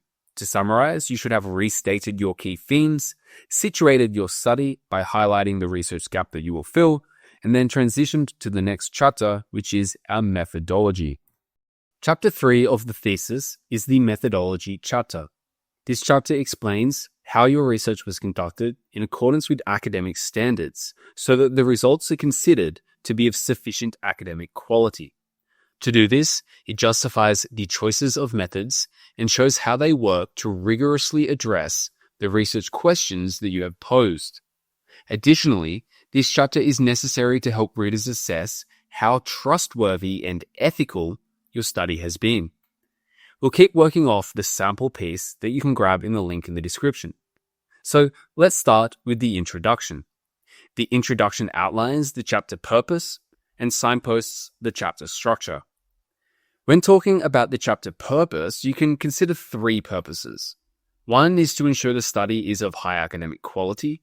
Another is to allow others to evaluate the study's quality. And the third is to demonstrate the trustworthiness and integrity of the study. Here's a template. The chapter explains the study's methodology, which is designed to, and then state the chapter's purpose. In our example piece, it says, this chapter explains the methodological decisions that underpin the study.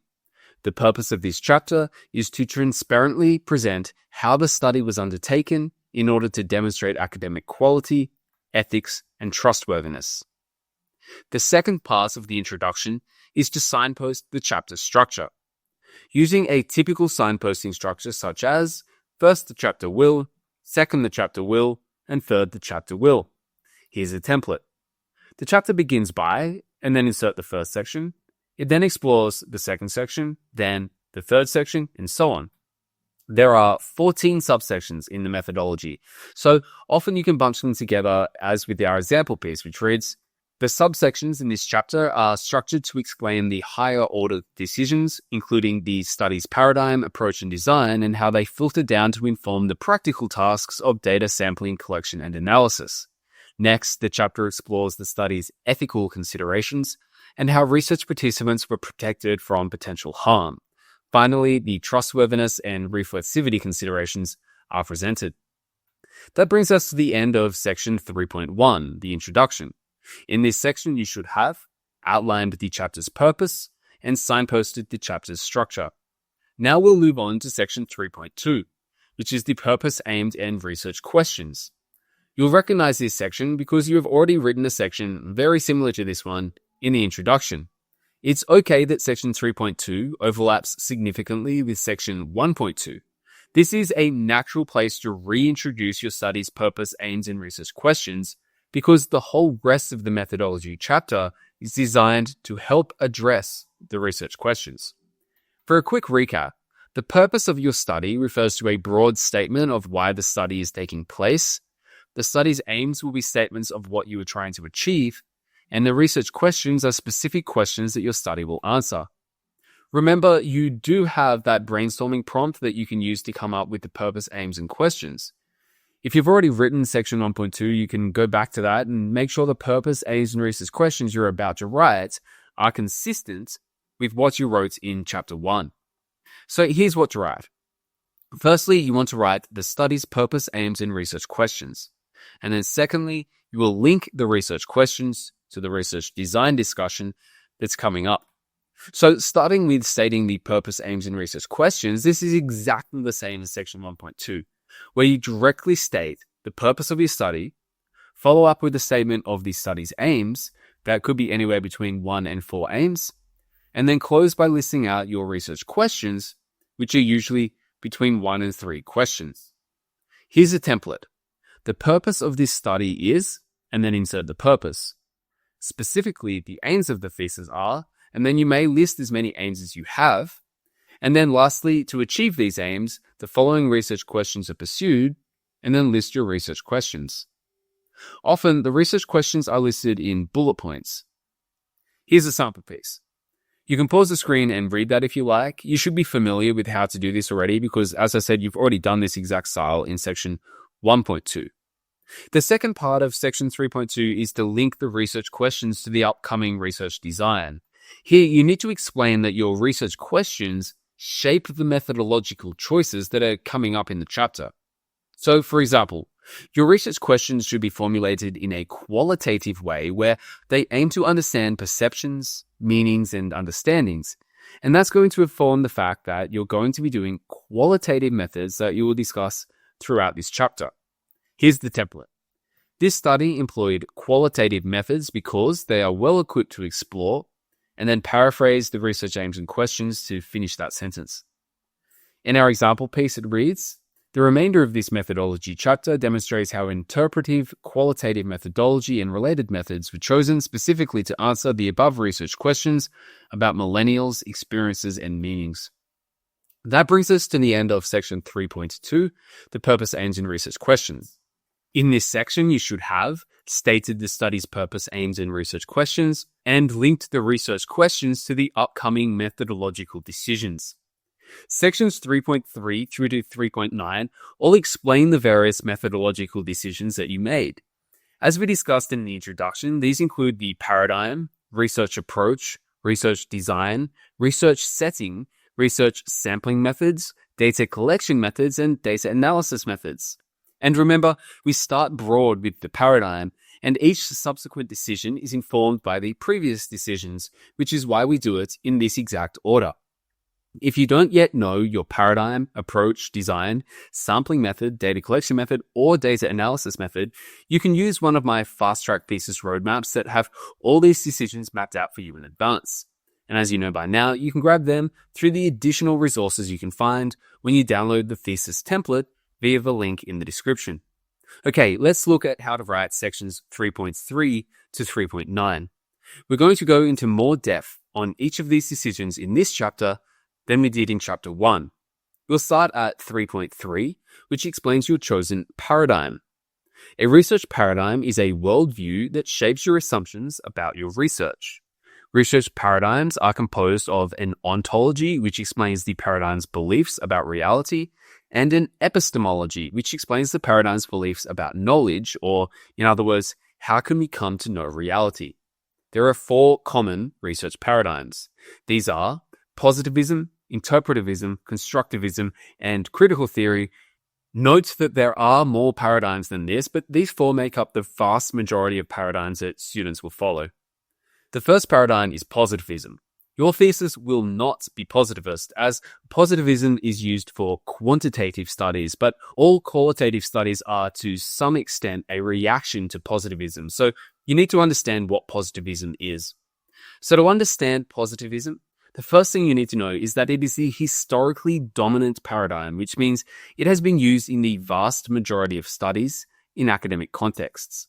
Its ontology is a belief that reality is unchanging and exists independently of the human mind. As a result, it believes that we can use scientific instruments to come to know a single true and stable reality. Next, we have interpretivism and constructivism. These two are related paradigms, and broadly they have shared understandings of the world. They both aim to explore people's beliefs about reality using qualitative methods such as interviewing. Their shared ontology is that reality is socially constructed, and their shared epistemology is they both believe people come to know reality through experience and social interaction. Interpretivism is usually the default paradigm for most research students who are conducting qualitative research. However, some research designs explicitly frame themselves as constructivist. In general, I recommend to my students to use interpretivism as their paradigm unless they've chosen a research design that explicitly claims to be constructivist. One example is a branch of grounded theory called constructivist grounded theory. If you use my pre-made thesis roadmaps I mentioned earlier that are included in the additional resources, you'll be able to see examples of designs that are explicitly constructivist or even social constructivist, as opposed to the default interpretivist choice. Our other common research paradigm is critical theory. Critical theory's ontology is that people in power shape the world to oppress the powerless. Its epistemology is that knowledge is shaped by oppressor-oppressed relations. Critical theory is commonly used in critical discourse analysis designs. I have full detailed outlines of all these theories, including critical theory, in the fast-track cheat sheets, and you know where you can get them. Okay, with that brief orientation out of the way, we're going to explore how to write the paradigm section. Firstly, you will start section 3.3 by defining the term research paradigm, then introducing your chosen research paradigm. Here's a template. A research paradigm is, and then insert your definition. One key paradigm is, and then insert the paradigm that you've chosen, which beliefs, and then briefly define your paradigm. Here's a sample. A research paradigm is an overarching worldview that shapes a research project. It is defined as beliefs and assumptions about the world that shape and guide the researcher's approach to data and analysis. This study's paradigm is interpretivism, which argues that each individual has their own perceptions of reality, and therefore researchers would study research participants' interpretations of events and phenomena. The next step is to outline the ontological assumptions of your chosen paradigm. To do this, define the term ontology and define your own paradigm's ontological assumptions. Here's an example. Each paradigm contains an ontological stance. Ontology can be defined as, and then insert a paraphrased definition of the concept of ontology. Then carry on with, the ontological assumptions of your paradigm are, and then explain your paradigm's ontology. Here's an example. Each paradigm contains an ontological stance. Ontological can be defined as the study of the nature of reality. It is concerned with whether reality is external to the individual or shaped by it. The ontological assumption of interpretivism is that reality is multiple and a product of individual and collective thought. The next step will be to outline your epistemological assumptions. So you would need to define the term epistemology and then define your paradigm's epistemological assumptions. Here's a template. Each paradigm also contains an epistemological stance. Epistemology can be defined as, and then insert a paraphrased definition of the concept of epistemology, and then carry on with, the epistemological assumptions of your paradigm are, and then explain your paradigm's epistemology. Here's a sample. Similarly, each paradigm contains an epistemological stance. Epistemology can be defined as how people come to know and acquire reality. Interpretivism holds that the knowledge of reality is constructed in the mind, and therefore, interpretivists turn to their attention to understanding subjective meanings and experiences. Next, justify your choices. Here is where you will explain why you chose your paradigm. For example, an interpretivist paradigm is an ideal paradigm when conducting in-depth research into people's perceptions. Here's a template. Adopting the stance of, and then insert your paradigm, is consistent with the study's focus on perceptions of experiences of a specific phenomenon. Here's a sample. An interpretive stance has been selected for this study as it underpins the study's concerns with the perceptions, meaning-making, and experiences of millennials in the workplace. That brings us to the end of section 3.3 of Research Paradigm. In this section, you should have outlined your paradigm, outlined your ontological assumptions, outlined your epistemological assumptions, and justified your choices. Now we'll move on to section 3.4, which is your research approach. And you can see in this image that we're moving down from the paradigm to approach, where the approach is situated within the paradigm. A research approach is either qualitative or quantitative, and we will, of course, be using a qualitative approach. You will need to be able to explain and defend why you chose a qualitative approach. First, we'll compare qualitative and quantitative research. Then we will state your approach, which is qualitative, explore its benefits, explore its downsides, and justify your choice. Okay, so let's start with writing the comparison. Here's the difference. Quantitative research uses scientific instruments to identify an objective truth. It attempts to identify broad trends and provides broad but shallow understandings of the world. By contrast, qualitative research uses the researcher to explore perspectives and interpretations. It attempts to explore specific situations in order to provide deep and narrow insights. We do have a fast-track cheat sheet that compares qualitative and quantitative research, which will give you detailed strengths and weaknesses of each. You know where to get it. Okay, so here's a template for writing up the comparison. Quantitative research is, and then define and explain quantitative research. On the other hand, qualitative research is, and then define and explain qualitative research. Here's a sample. Quantitative research flows from positivism and is concerned with objectively measuring reality. Qualitative research, on the other hand, flows from interpretivism and is focused on generating in-depth insights rather than generalizability. It examines the topic in context, giving a holistic understanding. Step 2 is to state your approach. Here, all you need to do is state that you're using a qualitative approach because you want to achieve an in-depth explanation. Here's a template. This study adopted a qualitative approach because, and then give your reason. Our sample reads, given that this study is interpretivist, a qualitative approach is most appropriate. Step 3 is to explore the benefits of qualitative research. Here are 2 benefits. One could be that qualitative research can help us to understand complex issues that can't be measured using quantitative methods. Benefit number 2 is you can capture rich and contextualized details about the topic you're studying. As you know, you can find many more benefits and weaknesses in the fast-track cheat sheets. So here's a template. The benefits of using a qualitative approach include benefit 1, benefit 2, and benefit 3. Here's a sample. One key benefit of using a qualitative approach is its focus on research participants' voices. Further, it seeks to generate explanations of human experiences that cannot be achieved through quantifiable studies. Next, explore some downsides of your choice. 2 downsides are that qualitative research does not lead to generalizable findings, and that qualitative research cannot predict future outcomes. Here's a template. The downsides of using a qualitative approach include downside 1, downside 2, and downside 3. Here's a sample. However, the qualitative approach does have limitations, including limited generalizability and susceptibility to researcher bias. Lastly, justify your choice. Here are 2 possible justifications. One could be that a qualitative approach makes most sense for a study like yours that seeks deep insights. Another justification could be that few previous studies have used a qualitative approach to examine your topic or problem in depth. Here's a template. Overall, the qualitative approach was determined to be best for this study because, and then insert your justification.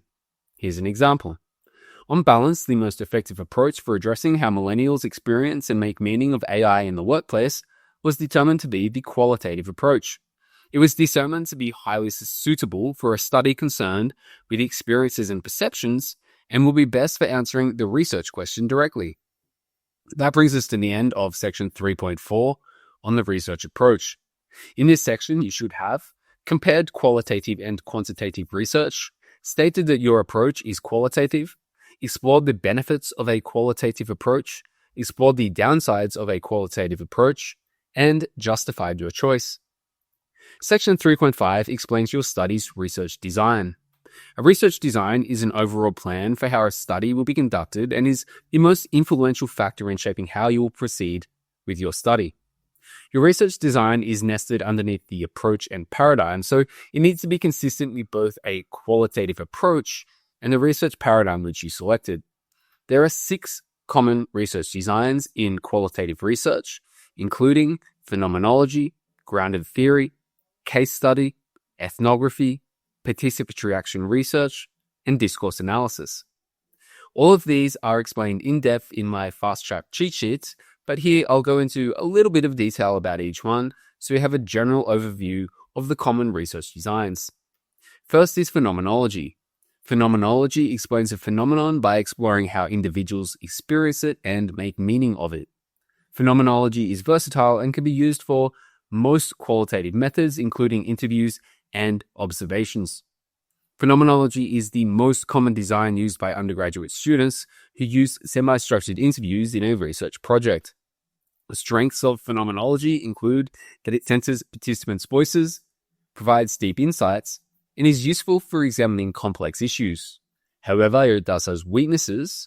One potential weakness is the risk of researcher bias, because the researcher is actively interpreting the data through a process called hermeneutics. Another weakness is that phenomenological research does not produce generalizable results, because it is inherently qualitative in nature. Next is grounded theory. This will be the second most common qualitative research design. This design tries to develop a theory about a topic by approaching it without preconceived notions or ideas. It tries to keep an open mind about the topic and not let existing literature or theories affect the data analysis process. In other words, it is a highly inductive approach to research. It can be used for most qualitative data collection methods, such as interviewing, observations, and focus groups. One strength of grounded theory is that it is a data-driven approach, with a strong focus on analyzing data within a study without the influence of past literature or the prior assumptions of the researcher. Another strength is that it provides deep insights into a topic. One weakness is that it can become confusing and you don't really have a clear end goal to work toward, unlike other designs like phenomenology. Another weakness is that it's often criticized for trying to assume that the researcher is an objective bystander. Next is the case study design. A case study is a design that focuses only on a specific person, place, or event due to its revealing nature. The design often uses a combination of data collection methods, usually including interviews and observations, and potentially also document analysis. Strengths of case studies include that they give very detailed insights into a specific interesting case.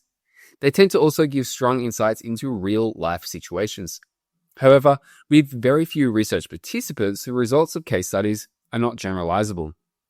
Next is ethnography. Ethnography involves the researcher embedding themselves in an environment for a long period of time to develop deep insights. For example, a researcher might live within a community for 6 months to observe them and take notes. They may also interview people whilst in the field. A strength of ethnography is that it gives extremely detailed descriptions and explanations of a phenomenon or cultural group, and can provide strong, culturally sensitive insights. However, weaknesses include that the researcher often becomes part of the group that they are observing, leading to potential insider bias. Furthermore, during observations, the presence of the researcher can influence the behaviors of the people they are observing. A practical weakness of this approach is that it is extremely time-consuming, and therefore, people conducting short university studies often don't have the scope to conduct sustained observations. The next is participatory action research. Participatory action research involves the researcher exploring their own professional practice through a range of research cycles, where they attempt to improve their professional practice during each cycle. This design is commonly used in education studies by practicing teachers who are completing a master's degree. Strengths of this design include that the results are very actionable because the researcher is actively applying their insights in their workplace throughout the process, and that it is clearly impactful because it is directly improving the researcher's own professional practice. A weakness is that the researcher is also a participant in the study, which could cause confusion during a research process. Because the researcher is a participant in the process, there may also be risk of insider bias. Lastly, we have discourse analysis. This involves exploring how the use of language shapes knowledge and understandings about a topic. This is generally used for analyzing texts such as books, movies, television advertisements, policy documents, and so on. Strengths include that this method reveals power dynamics inherent in language and can highlight and challenge our underlying assumptions that we're not aware of. Another practical strength is that data collection for this method is very easy. You do not have to seek out and organize research sessions with human research participants. You can simply gather the texts, which are often freely available online, and start analyzing them. A weakness of this approach is that the requirement for specialized knowledge, especially around concepts within linguistic analysis and semiotics. If you do choose to follow a discourse analysis approach, I'd recommend grabbing my fast-track cheat sheets on discourse analysis that will help teach you and guide you through this process. I have fast-track cheat sheets for all of the research designs discussed here that you can grab when you follow the link in the description. So let's look at how to write this section. The first step is to state your chosen research design. Next, state the purpose of the research design, describe its benefits, critically analyze the design, including looking at its limitations, and justify why you chose your specific design. Start by simply and clearly stating and defining your chosen research design. Here's a template. This study employs, and then name your research design, and then continue with, this design is, and then define it. Here's an example. This study employs hermeneutic phenomenology as its research design. Phenomenology is a research design that aims to focus on experiences and perceptions of a phenomenon. Next, state the purpose of the research design. For example, the purpose of a case study design would be to generate detailed insights into a particularly revealing or unique instance of a phenomenon. Here's a template. In research design, the purpose is to, and then explain the purpose. Here's a sample. In this research design, the purpose is to center research participants' experiences. Next, describe your design's benefits. I briefly discussed some of the benefits of each one in this video, or you can use the fast-track cheat sheets, which go into more depth about each design's benefits and provide relevant references that you can cite. As an example, a key benefit of the case study design is the ability to generate very deep insights that have clear benefits to a specific, interesting, or revealing case. Here's a template. This design has a benefit of, and then name the benefit. In our example piece, it says, the benefit of this design is that it centers the research participant in a study, focusing on how each individual participant constructs reality through conscious thought and interpretation of their experiences. The next step is to critically analyze your chosen design. Again, earlier I mentioned some limitations of each research design, or you can use the fast-track cheat sheets where I present limitations and critiques of each design in more detail and provide references you can cite. Here's a template. Despite its benefits, your research design has downside of, and then name the downside. Here's a sample. Despite its benefits, hermeneutic phenomenology has the downside of being highly interpretive. The role of the researcher is centralized, which means a phenomenological study can be accused of subjectivity and bias. Lastly, justify your choice. Explain why you think your chosen design is an ideal design for your specific study. Here's a template. Overall, your research design was selected for this study because, and then state your final evaluation of the benefit of the design for your study and answering your research question. Here's an example. Overall, hermeneutic phenomenology was selected for this study because it was considered consistent with the interpretivist paradigm that underpins this study. Further, it provides tools through Smith's hermeneutic interpretative phenomenological analysis approach to data analysis to achieve a deep reading of research participants' responses to interview questions. That brings us to the end of section 3.5 on your research design. In this section, you should have stated your research design, stated the purpose of the research design, described its benefits, critically analyzed the research design, such as by exploring some of its downsides, and justified your choice. Section 3.6 is where you will outline the setting of the study. If your study takes place in a specific setting or context, you will need to explain the setting so your reader understands how the setting influenced the study. This step is an optional step and is usually only used if the setting is a relevant aspect of the study, such as in a case study or an ethnography. You should describe the setting in enough detail that the reader can compare it to their own setting and understand how the setting in your study was a fundamental aspect of the study itself. For this, there are two steps. First, name and describe the setting, and then explain why the setting was chosen. When naming and describing the setting, you could explain the location and environment, such as whether it's urban or rural. You could also explain the social and cultural context of the environment, such as whether or not it has certain behavioral norms that make it particularly interesting and worthy of study. Or you could outline the population characteristics, such as whether the setting has a large number of low-income families, immigrant communities, adult learners, multicultural groups, homogeneous groups, etc. Here's a template. This study was, and then explain what the setting was, such as certain classroom, school, hospital, and so on. Then continue with key features of this setting include, and then outline some key features. Here's an example. This study setting was a grade 3 classroom in Seattle, Washington. A key feature of this classroom was that it had a high number of children diagnosed with autism. Next, explain why the setting was chosen. Here are some potential explanations. It was relevant to the research question. It gave you access to information-rich cases, or it was a unique environment worthy of study in its own right. Here's a template. This setting was chosen for this study because, and then explain the setting's relevance or value. Here's an example. This setting was chosen for the study because it represented a high-intensity teaching environment where the demands of inclusive education intersect with the specific challenges of supporting students with autism. That brings us to the end of section 3.6, the research setting. In this section, you should have named and described the setting and explained why the setting was chosen for the study. Section 3.7 outlines your data sampling methods. In this section, explain how you went about finding research participants or data sets to study. We will look at 7 specific data sampling methods that are common in qualitative research before I show you how to write about them. As usual, you can get fast-track cheat sheets with all the information you need to write about each data sampling method, as well as sources to cite, linked in the description after you download the thesis template. Starting with purposive sampling. Purposive sampling involves selecting research participants based on their knowledge or experience related to the research question. In other words, instead of selecting random people, the researcher will select people who will best help them answer the research question.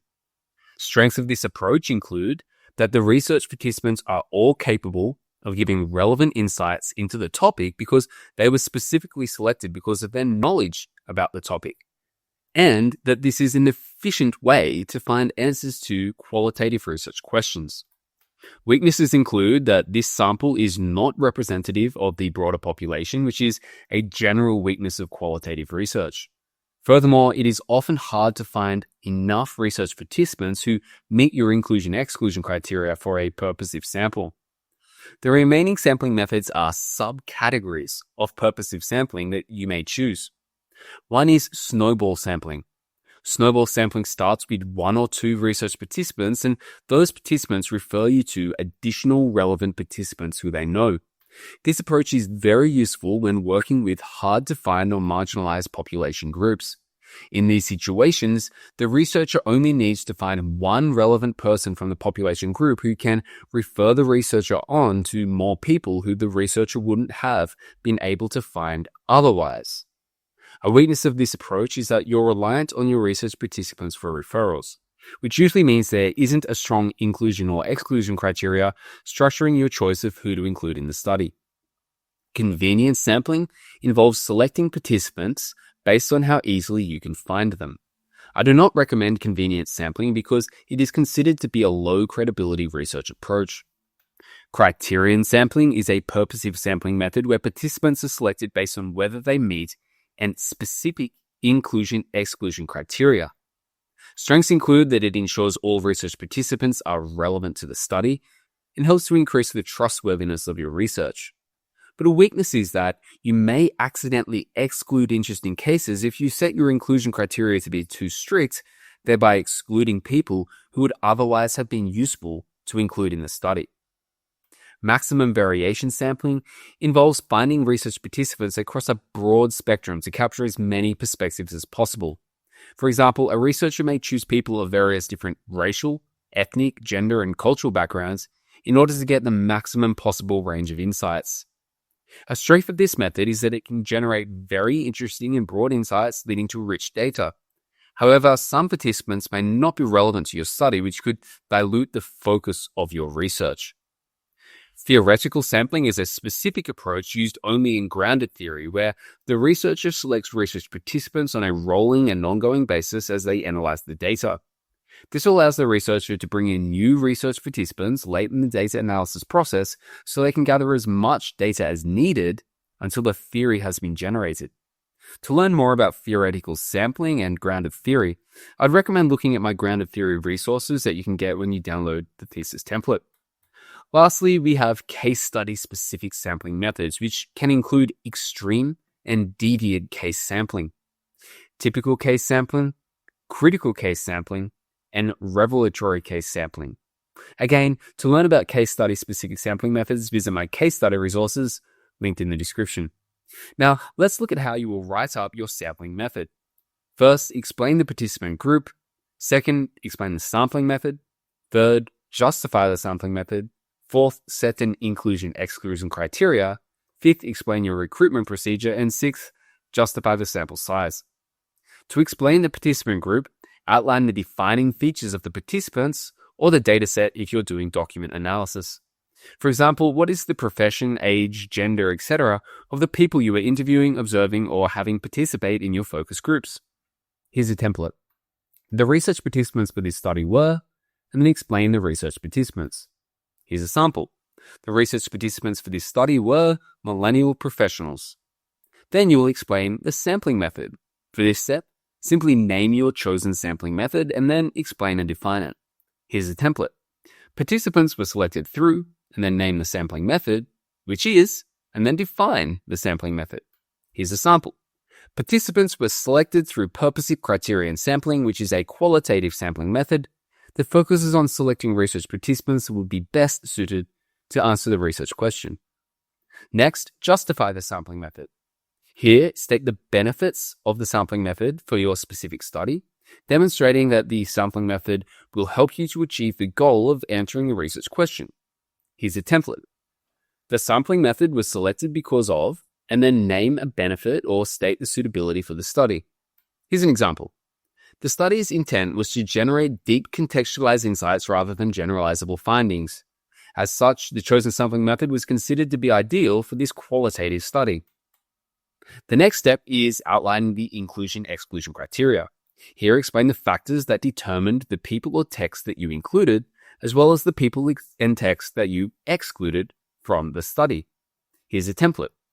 Selection criteria for the study included inclusion criteria 1, inclusion criteria 2, exclusion criteria 1, and exclusion criteria 2. Here's a sample.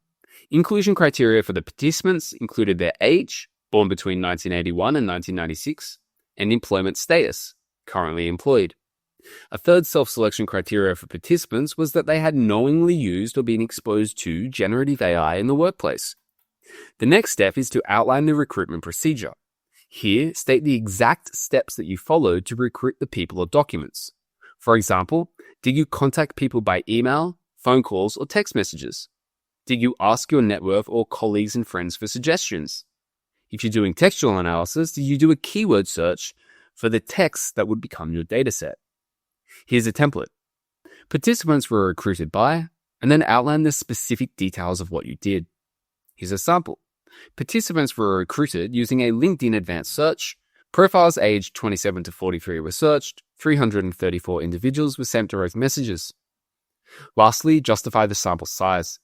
This is a significantly larger step than it looks. Often, research students use bad justifications for their sample size.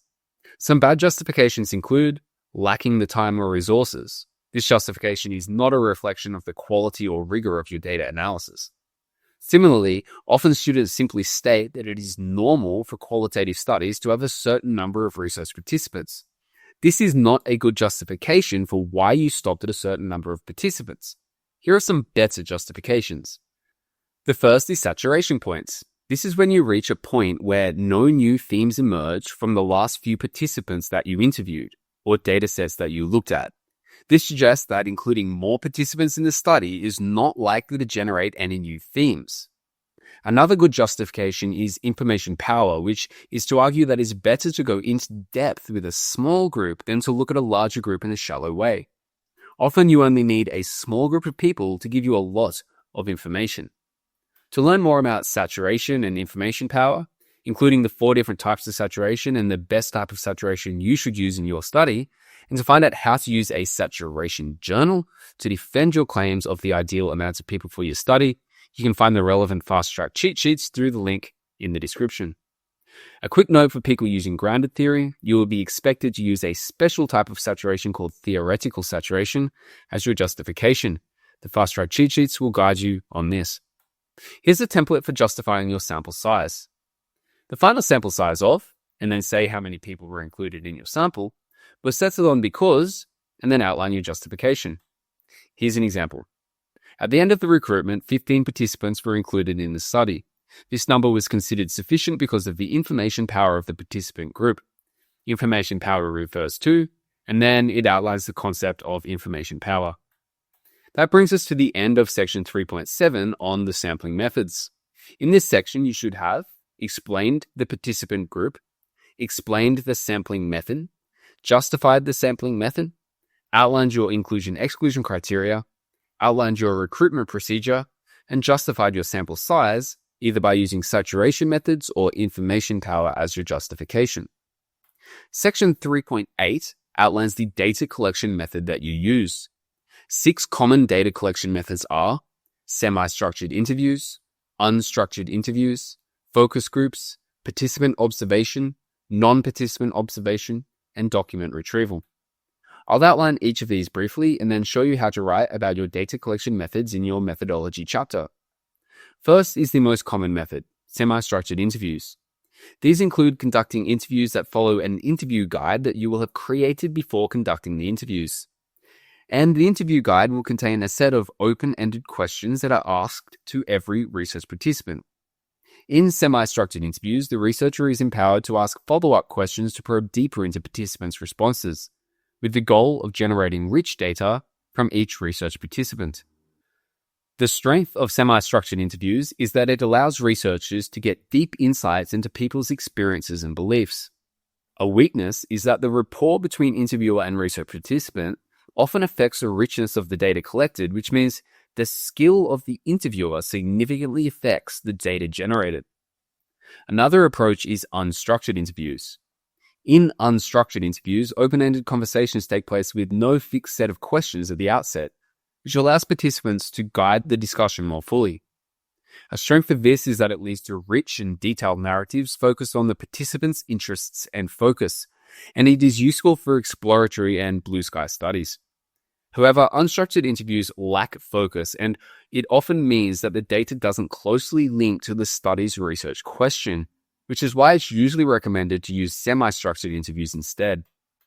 Next is focus groups.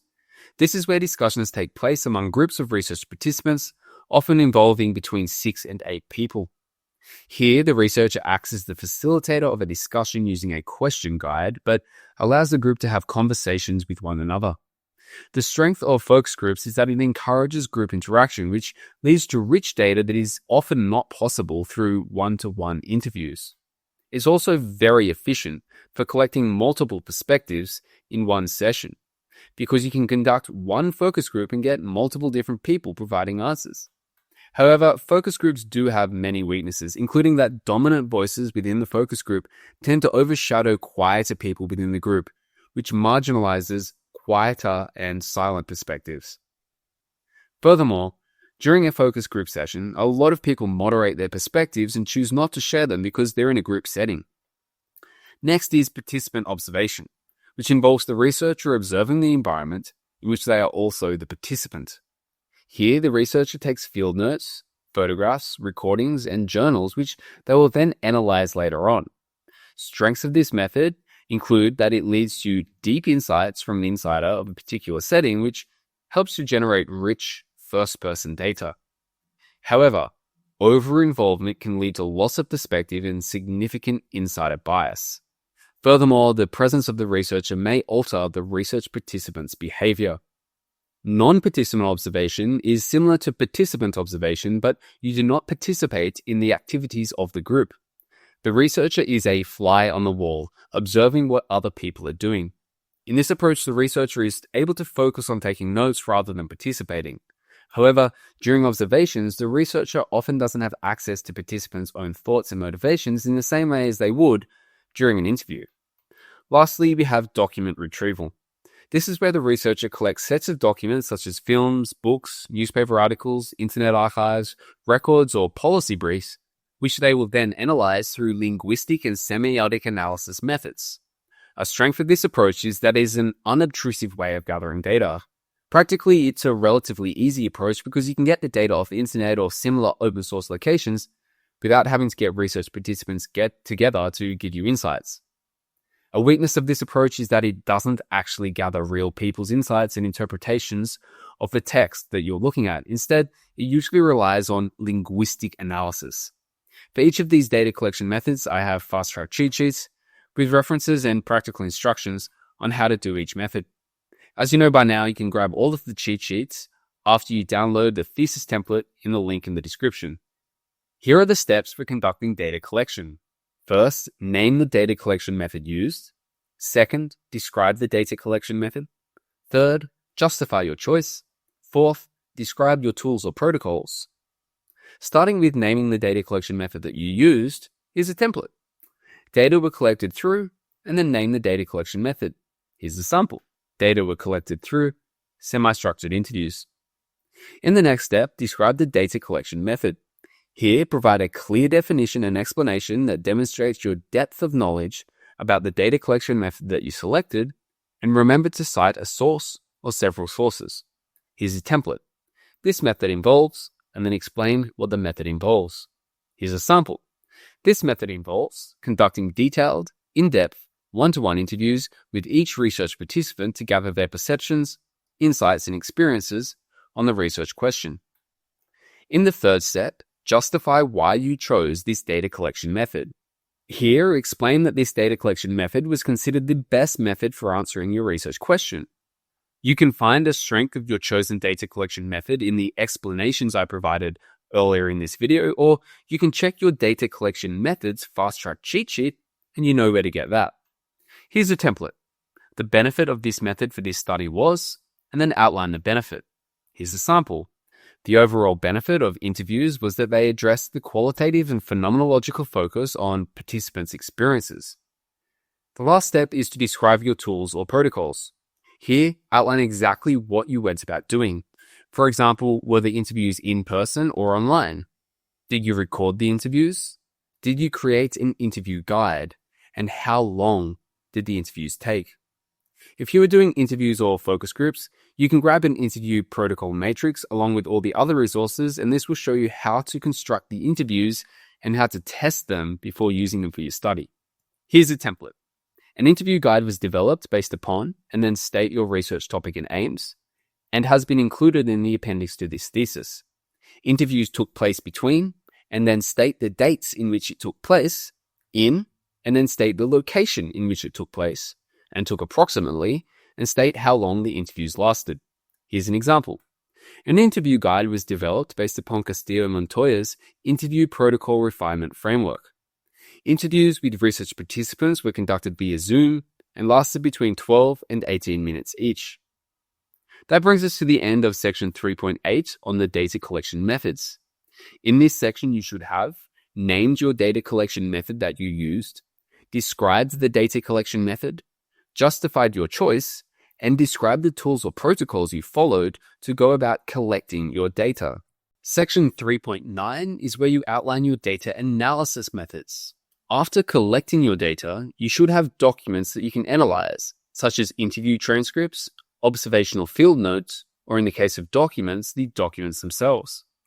The data analysis process involves reading through those documents, transcripts, and notes to identify themes that would then form the basis of your analysis chapter. 3 common approaches to data analysis are reflexive thematic analysis, interpretative phenomenological analysis, and grounded theory coding.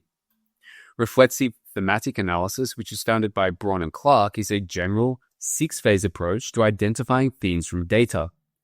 This approach has a strength that it has very clear guidelines and can be used for most qualitative study designs. It's often considered to be a default data analysis method because it is used so widely across so many research studies. Interpretative phenomenological analysis is a data collection method specifically used in phenomenology. It has its own core concepts, such as the double hermeneutic, ideography, and phenomenology. These core concepts inform the data analysis process, but as with reflexive thematic analysis, interpretative phenomenological analysis also contains a multi-step process that you need to follow and document in order to demonstrate how you went about your data analysis. Our third common approach is grounded theory coding. This is specifically used within grounded theory and also has its own set of procedures and concepts, such as constant comparison, theoretical saturation, and theoretical sampling. This is a three-phase approach, but these phases are often cyclical, as in grounded theory, the researcher continues to go back and collect additional data throughout the analysis process. As you should know by now, you'll be able to get cheat sheets on the phases for each of these approaches, templates for data analysis, and samples that show you how the data analysis should look for all three of these methods. And you can grab them after you've downloaded the template in the link in the description. To write off your data analysis section, here are 4 steps. First, introduce your data analysis method. Second, state whether it's inductive, deductive, or provisional. Third, justify your choice. And fourth, describe the steps involved. Starting with introducing your data analysis, state the data analysis method you chose and explain the core concepts and benefits of this data analysis method. Here's a template. To analyze the collected data, your data analysis method was employed. Here's a sample. Following transcription, data analysis using Smith's interpretative phenomenological analysis, which is a data analysis method grounded in the hermeneutic phenomenological approach. In step 2, outline whether your data analysis method was inductive, deductive, or provisional. A deductive approach involves having predetermined ideas, such as a hypothesis, that you are seeking to find information about. An inductive approach is when you approach the data without predetermined ideas, because you want your ideas to emerge out of the data. A provisional approach uses a mix of deductive and inductive. For example, deductive elements might include having a research question, having a theory, or having ideas based upon your literature review that inform your analysis. Often in a provisional approach, you will also have provisional codes of what you'll be looking for within your data. However, there may be an inductive element of your work, such as the fact that you don't know exactly what themes you will arrive at yet, and you may change your codes as you go about coding the data. So provisional is a mix of deductive and inductive. Most qualitative research students will use an inductive approach and occasionally a provisional approach. Here's a template. The coding approach was, and then state whether it was inductive, deductive, or provisional, which is, and then define your chosen approach. Here's a sample. An interpretative phenomenological approach is considered to be highly inductive, whereby themes and findings are constructed through close reading of the data. However, some deductive elements were evident inasmuch as the study was informed by a clear research question, and then it goes on from there. In the third step, justify your choice of data analysis method. Here are 2 justifications. First, you could state that your data analysis method is consistent with your research design. For example, if you're using a grounded theory design, then it's consistent with that design to do grounded theory coding. A second justification is that your chosen data analysis method will help you to achieve your research question, and therefore it's a valid data analysis method to use. Here's a template. These data analysis decisions were employed because, and then outline your justification. Here's an example. These data analysis decisions were employed because interpretative phenomenological analysis is uniquely suited for exploring how individuals make sense of significant experiences. In the fourth step, describe the steps that were involved in your data analysis. You'll notice that I presented the exact steps to each analysis method when I introduced the methods. You might want to grab the cheat sheets for each of the data analysis methods, which outline all the key phases in full detail. Here's the template. The first step in the data analysis was, and explain step 1. The second step involved, and then explain step 2. The third step involved, then explain step 3, and so on, until you've outlined all of the steps. You'll notice in the sample thesis that a table overview is provided that outlines the steps, and then a paragraph is provided underneath that explains the steps in paragraph form. This is a very common approach in a methodology chapter of a thesis to demonstrate what you did.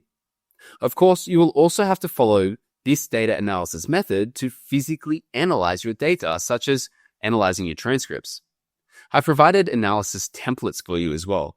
You know where to get them, and that will help structure your data analysis and walk you through exactly how to generate the themes. There are templates for all data collection methods. So if you collected field notes, there are templates for analyzing field notes. If you collected interview transcripts, there are templates and completed samples for analyzing interview transcripts. And there are templates for analyzing discourse analysis documents as well. That brings us to the end of section 3.9, the data analysis method. In this section, you should have introduced your data analysis method, explained whether it was inductive, deductive, or provisional, justified your choice, and described the steps involved. Section 3.10 outlines the ethical considerations for your study. For any study affecting humans or animals that contains research participants, you would need to receive ethical approval for your study. Hopefully, you already have received ethics approval, and you would want to use the information from your ethics approval process for this section. So if you have an ethics approval form, have it handy right now. You don't need it, so if you haven't, you can continue and I'll show you what to write. If you only conducted data analysis of publicly available text for a textual or discourse analysis, you may not need to have received ethics approval, but you will still need an ethics section stating why you did not receive ethics approval. This section has 4 steps. First, state the ethics approval that you received. Second, describe the informed consent procedures that were followed. Third, discuss how you ensured confidentiality and anonymity. Fourth, describe how research participants were able to withdraw from the study. Starting with stating your ethics approval, here you will need to name the ethics board that you received ethics approval from. Here's a template. Prior to data collection, ethical approval was received by, and then name the granting institution. Then finish with, in order to, and then state why you needed ethics approval. Here's an example. Prior to data collection, ethical approval was received by the University Ethics Review Board in order to ensure the interviews were conducted ethically. The next step is to describe your informed consent procedures. This will involve explaining that you provided a participant information sheet to the research participants to inform them of what was in your study. And you received written consent using a consent form that the research participants signed. I have the participant information sheet and consent form templates in the additional resources if you need them. Here's a template. One element of ensuring ethical compliance was ensuring informed consent, which involved, and then you would explain the procedure you used. Here's an example. Informed consent was obtained through the use of a participant information sheet, which was provided to participants prior to data collection. See Appendix E. And use of a consent form that all research participants voluntarily signed. See Appendix F. The third step is to discuss confidentiality and anonymity. In this section, make sure you write 3 points. First, that pseudonyms were used to protect the anonymity of research participants. Second, that data was stored securely. If the data was stored on the internet or on a computer, make sure password-protected files were used. If there was physical data, it should have been kept in a locked drawer. Third, state that data will be destroyed upon conclusion of the research program. Here's a template. 3 approaches were employed for protecting the identity of participants. First, and then state the anonymity procedure. Second, state the data protection procedure. Third, data deletion procedure. Here's an example. Confidentiality and anonymity procedures for this study included using pseudonyms for research participants' names and storing electronic data on password-protected cloud files on university servers. Physical documents were stored in the research supervisor's locked office. All data will be destroyed upon completion of the program. The fourth step is to describe how participants could withdraw from the study. State that you informed participants that they could withdraw from the research without having to give a reason, and that you gave them a fair date by which they could withdraw from the study. Oftentimes, after a certain date, withdrawal is not possible, either because you have already submitted your thesis or because data analysis has already been completed. Lastly, state that you provided your participants with a withdrawal form and told them they could fill out that form and send it to you in order to state that they will be withdrawing from the study. Here's an example of a participant withdrawal form. You can grab that with the additional resources. Here's a template for writing this step. Participants were informed of their right to withdraw by, and then explain the procedure. Here's an example. Furthermore, research participants were provided with a voluntary withdrawal form that reaffirmed their right to withdraw without reason, see Appendix G. That brings us to the end of section 3.10, the ethical considerations.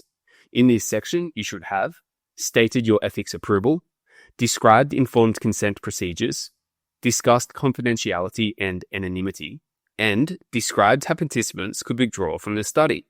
Section 3.11 is where you outline how you ensured your study was trustworthy. In quantitative research, reliability and validity are used to demonstrate a study's rigor.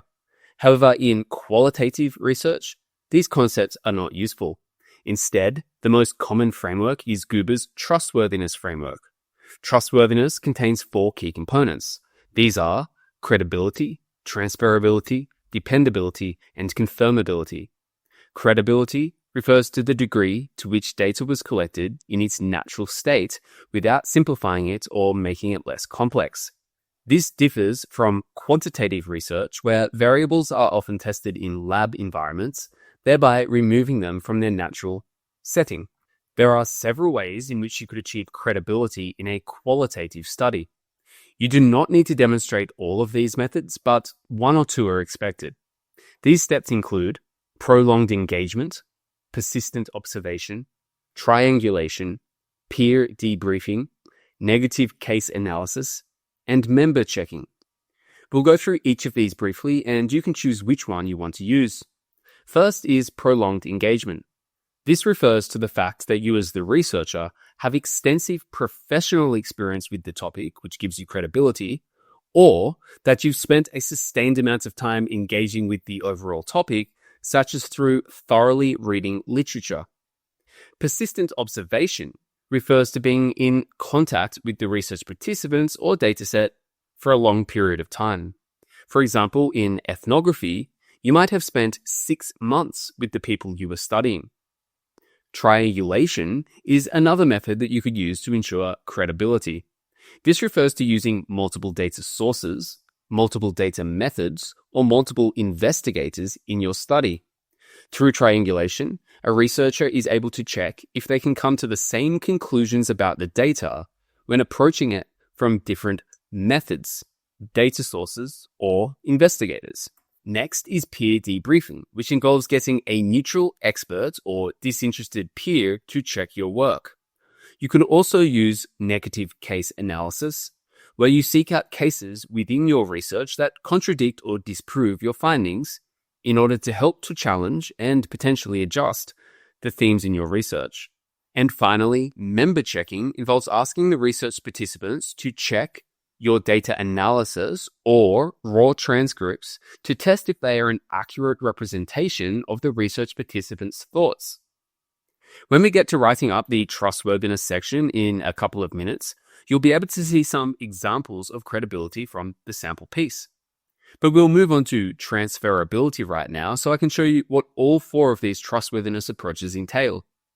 So transferability refers to the degree to which the context of the study has been sufficiently described in order for the reader to make a judgment about the transferability of the findings to their situation.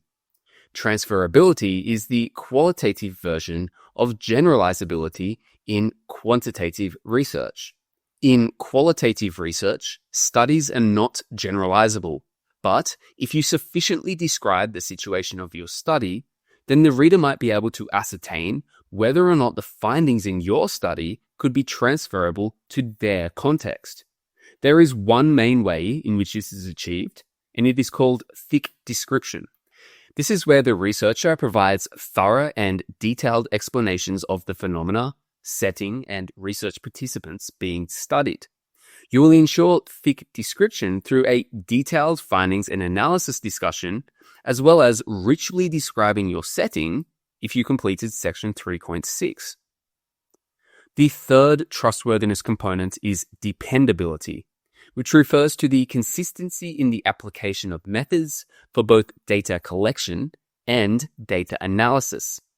This is achieved in one of three ways. You will need to either demonstrate the use of overlap methods, stepwise replication, or audit trails. Overlap methods refer to the use of two or more methods in the process of collecting and analyzing data. If those two methods come to similar results, then the study is considered to be more dependable. So, for example, you might collect data from multiple different types of research participants in interviews, or you might choose to do both interviews and observations in order to have two data collection methods that you can then analyze to see if they both point to the same results. Stepwise replication is an alternative way to demonstrate dependability. This is where you split your data set into two halves and get two different researchers to analyze the two different data sets to see if they get similar results. For example, if you have 10 transcripts, one researcher will look at the first 5, and the second researcher will look at the second 5, and then compare the themes they generated. The third way that you could show dependability is audit trails. This is where you keep a journal throughout your research process that helps to show your work. This is very similar to if you've done a mathematics test, and instead of just writing the answer, you also show the working that you did to get to the answer. I find audit trails to be the easiest of the dependability methods, and I do have an audit trail template that includes dependability audits within it and completed sample of an audit trail, along with all of the additional resources that you can grab in the link in the description. Fourth is confirmability, which refers to the degree to which the findings are clearly linked to the data and not cherry-picked or predetermined by the researcher's own agenda. There are three ways to achieve this: triangulation, the use of an audit trail through a confirmability audit, and researcher reflexivity. Triangulation is where you get multiple data sources, multiple methods, or multiple investigators to help confirm your findings. Audit trails may also help achieve confirmability. Usually for a confirmability audit, this will involve including a coded transcript in your appendix to show the person grading your thesis how you went about coding the data. Again, I've got a sample completed coded transcript in with the additional resources in the link in the description. The third possible way to achieve confirmability is through researcher reflexivity. You will at the very least achieve this element of confirmability because it is a dedicated section of your methodology chapter. In fact, it is section 3.12, which we will cover in just a minute. Researcher reflexivity involves demonstrating the awareness of your own biases. If you present your awarenesses of your biases, you can help your reader assess whether or not those biases led to cherry picking of data. I'm aware that this trustworthiness section is a lot to handle. I do have a complete set of resources on trustworthiness in the link in the description, including examples for all of those different types of trustworthiness elements. To write up your trustworthiness section, first, define and explain trustworthiness. Second, describe how you achieved credibility. Third, describe how you achieved transferability. Fourth, describe how you achieved dependability. And fifth, describe how you achieved confirmability. You will need to have achieved all 4 trustworthiness metrics, not just one.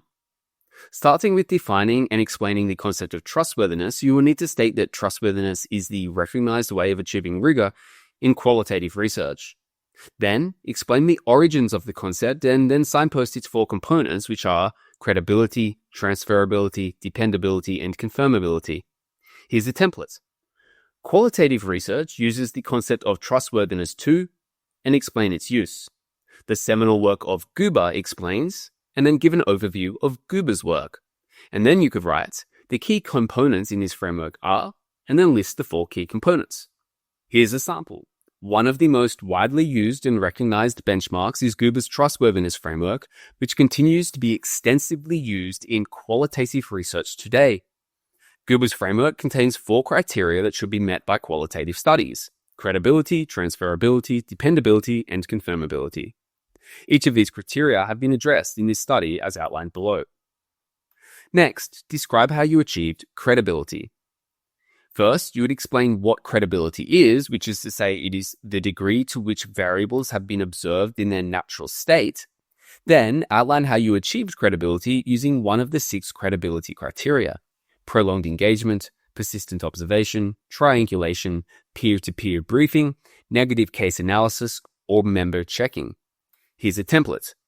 First, credibility refers to, and then define credibility in qualitative research. Acknowledged approaches for achieving credibility include, and then outline the 6 approaches mentioned in the previous slide. And then state, the approach used in this study is, and state the approach, which was achieved by, and explain how you achieved it. Here's an example. First, credibility refers to the extent to which the data was contextualized in order to ensure it was described holistically, not stripped of nuanced meaning.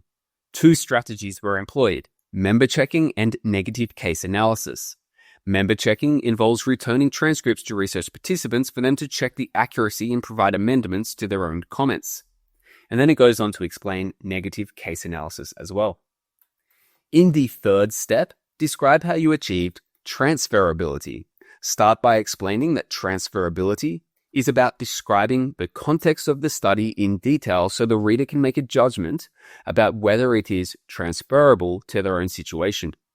And then explain that you gave a thick description of the study in order to achieve this. Here's a template. Second, transferability refers to, and then define transferability in qualitative research. To achieve transferability, and then explain what you did. Here's an example. The second criteria for trustworthiness is transferability. For the research to be valuable, readers must be able to gather enough information about the context of the study to see whether the findings are transferable to their own context. The benchmark for transferability is thick description. Thick description is demonstrable in the detailed data analysis chapter where findings are thoroughly described for readers to determine the transferability of the study to their own context. The fourth step is to describe how you achieve dependability. Here, explain that dependability refers to the consistency in the application of methods for data collection and analysis, and that it can involve one of 3 strategies: overlap methods, stepwise replication, and audit trails. Here's a template. Third, dependability refers to, and then define dependability in qualitative research. Acknowledged approaches for achieving dependability include, and list the 3 approaches on the previous slide. The approach used in this study is, and select one of the 3 approaches, which was achieved by, and then explain how you achieved it. Here's a sample. The third criteria for trustworthiness is dependability, which refers to how consistently methods for data collection and analysis were applied.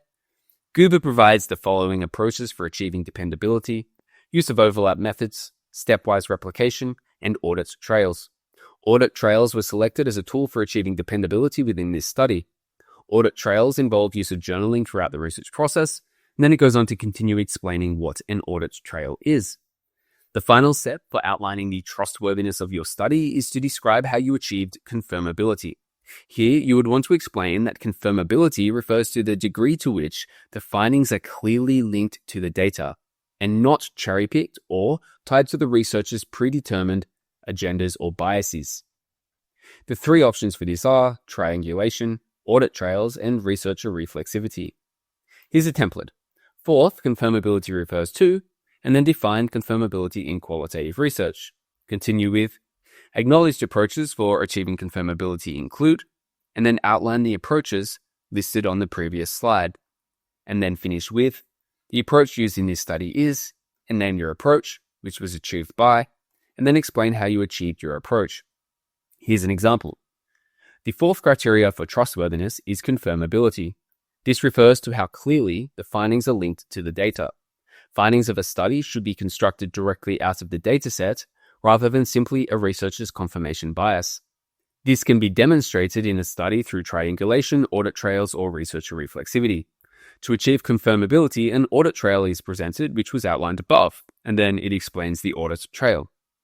That brings us to the end of section 3.11 on trustworthiness.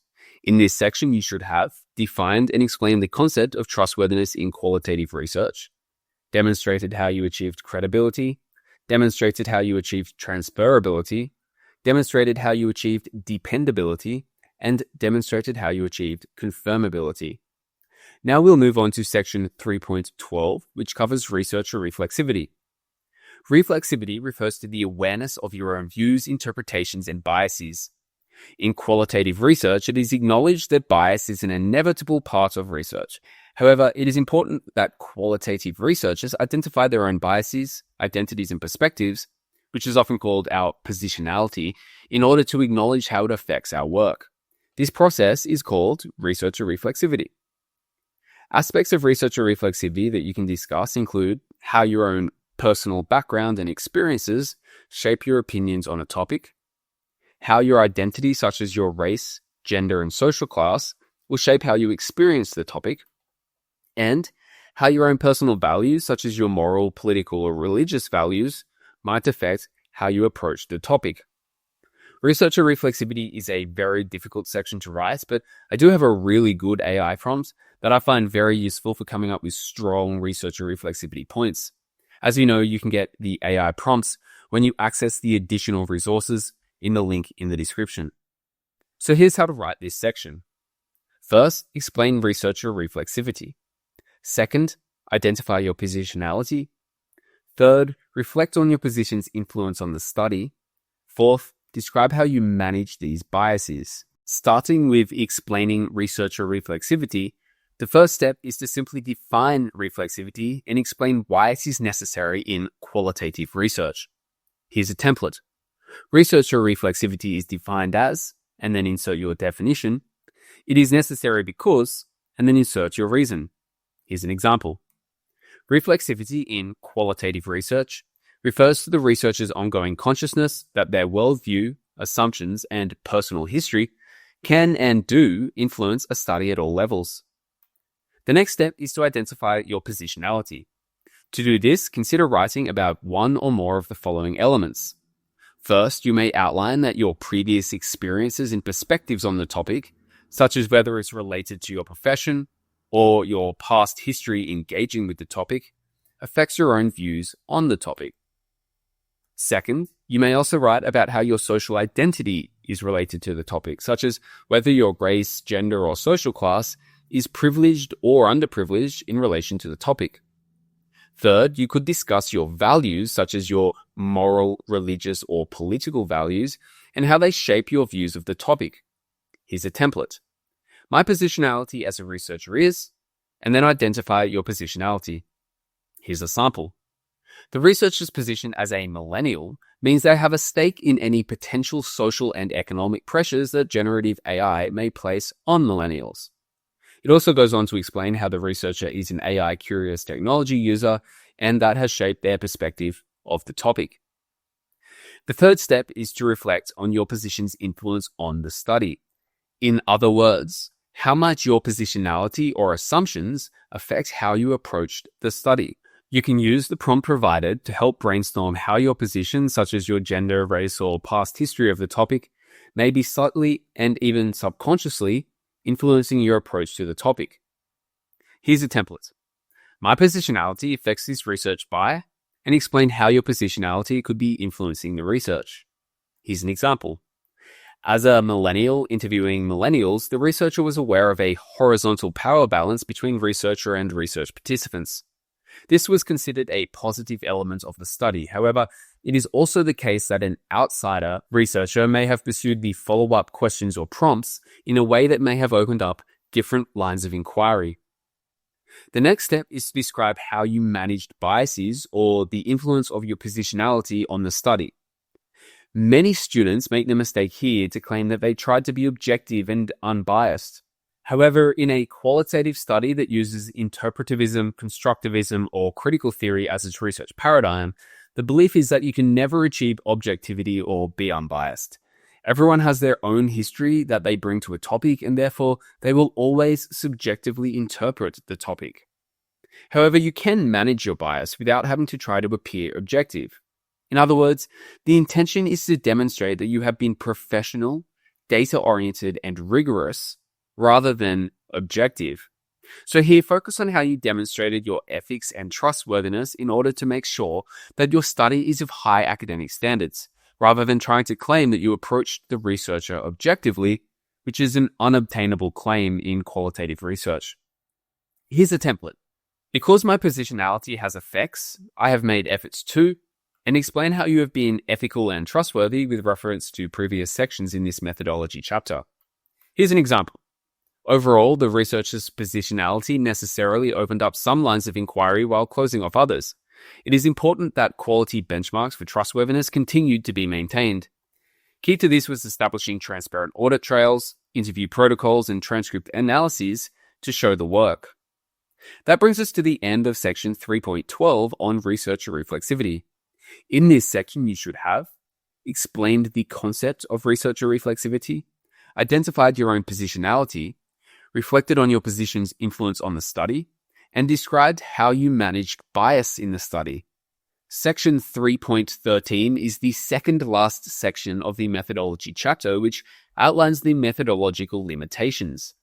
A quick note that you will notice that there is also a limitations section in the conclusion of the thesis. The limitations discussion in the methodology is focused on the limitations of your methodology specifically, whereas the limitations discussion in the conclusion chapter will discuss a practical and reflective discussion of limitations more broadly, which takes place after the study has been completed. We will discuss your reflection on practical limitations when we get to the conclusion. So in section 3.13, you will need to state that all studies do have methodological limitations, and by identifying them and highlighting why they exist, you are demonstrating intellectual honesty. Here are 3 typical limitations of qualitative research. These are not the only potential limitations you could discuss, but they are some of the most common. The first is lack of generalizability, which refers to the fact that a qualitative study that focuses on one specific context may not reflect the reality in other contexts. So, for example, you cannot say all millennials believe a certain thing about AI just because the 15 millennials in this specific study did. This is one of the weaknesses of qualitative research overall, but there is a trade-off because the strength of a focused qualitative study is that there is more depth and context than could be achieved in a quantitative study. So you're sacrificing generalizability for depth. Another limitation of qualitative research is that it can be accused of subjectivity and bias because the researcher is seen as an active interpreter and participant in the research process. To mitigate this, you can say that you employed trustworthiness strategies, as discussed in this chapter. A third typical limitation of qualitative research is the fact that qualitative studies tend to have small sample sizes because you cannot have one-to-one interviews with hundreds or thousands of people. They're just too detailed and in-depth.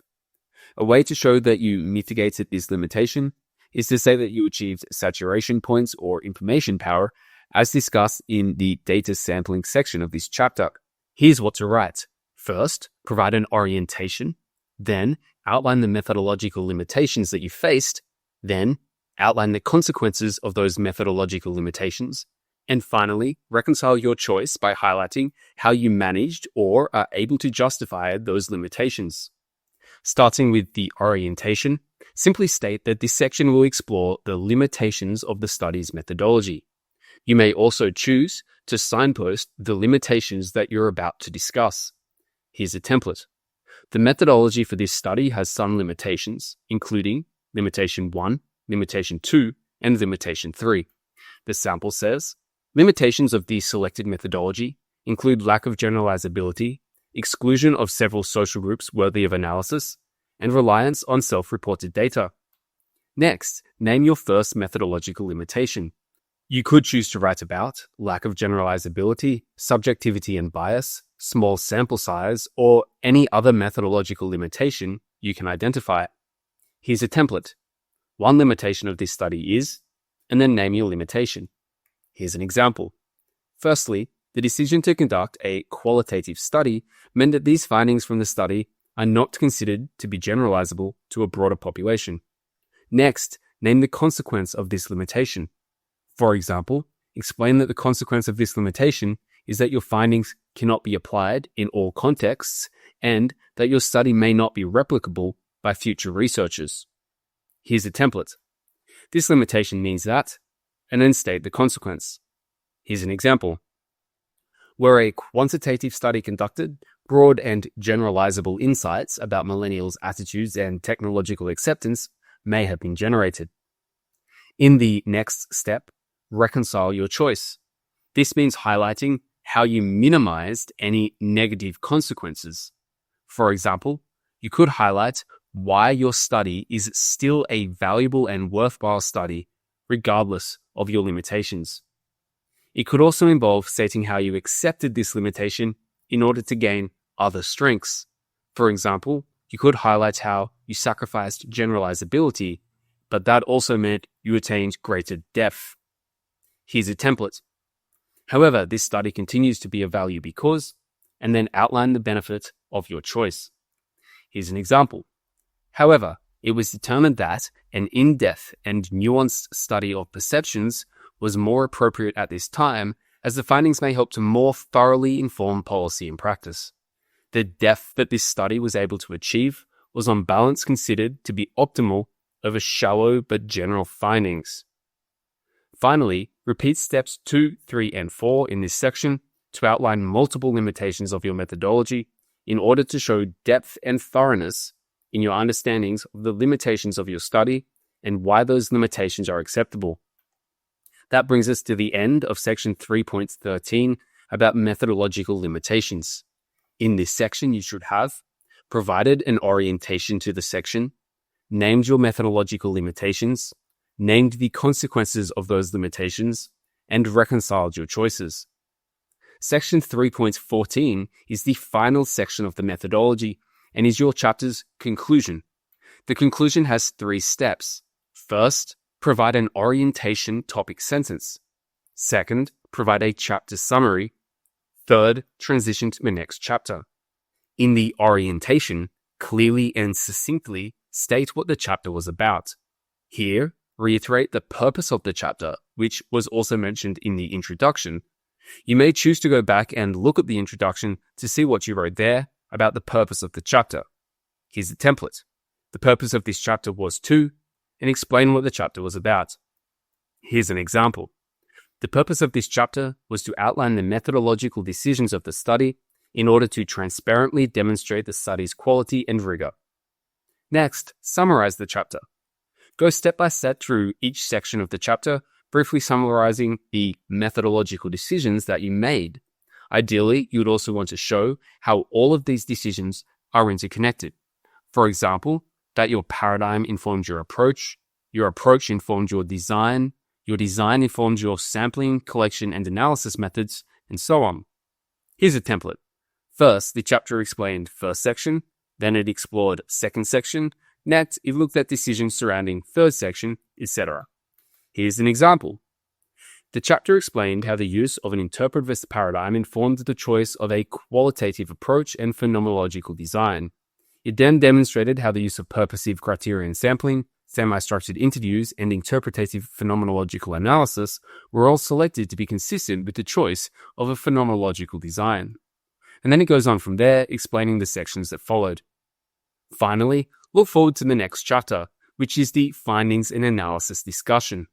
Logically bridge the methodology to the findings by stating that the findings were arrived at by following the methodological procedure outlined in this chapter. Here's a template. The next chapter explores the themes of, and list your themes that emerged from, and then name your data collection and data analysis methods that were outlined in this chapter. Here's an example. Based on the above listed methodological decisions, the data analysis led to the following themes, and then it lists the themes. And then it closes with, these themes will be discussed and analyzed in the next chapter. That brings us to the end of section 3.14, the conclusion to the methodology. In this section, you should have provided a topic sentence outlining the purpose of the chapter, provided a chapter summary, and looked forward to create a bridge to the next chapter. Chapter 4 is the findings and analysis chapter. There are 3 common ways to construct a findings and analysis discussion in a thesis. The first, most common in quantitative theses, is to separate findings and analysis. Here, the researcher presents a findings chapter where the researcher does not compare their findings to existing literature or analyze it, followed by an analysis and discussion chapter where the researcher does compare their findings to existing literature and presents an analysis.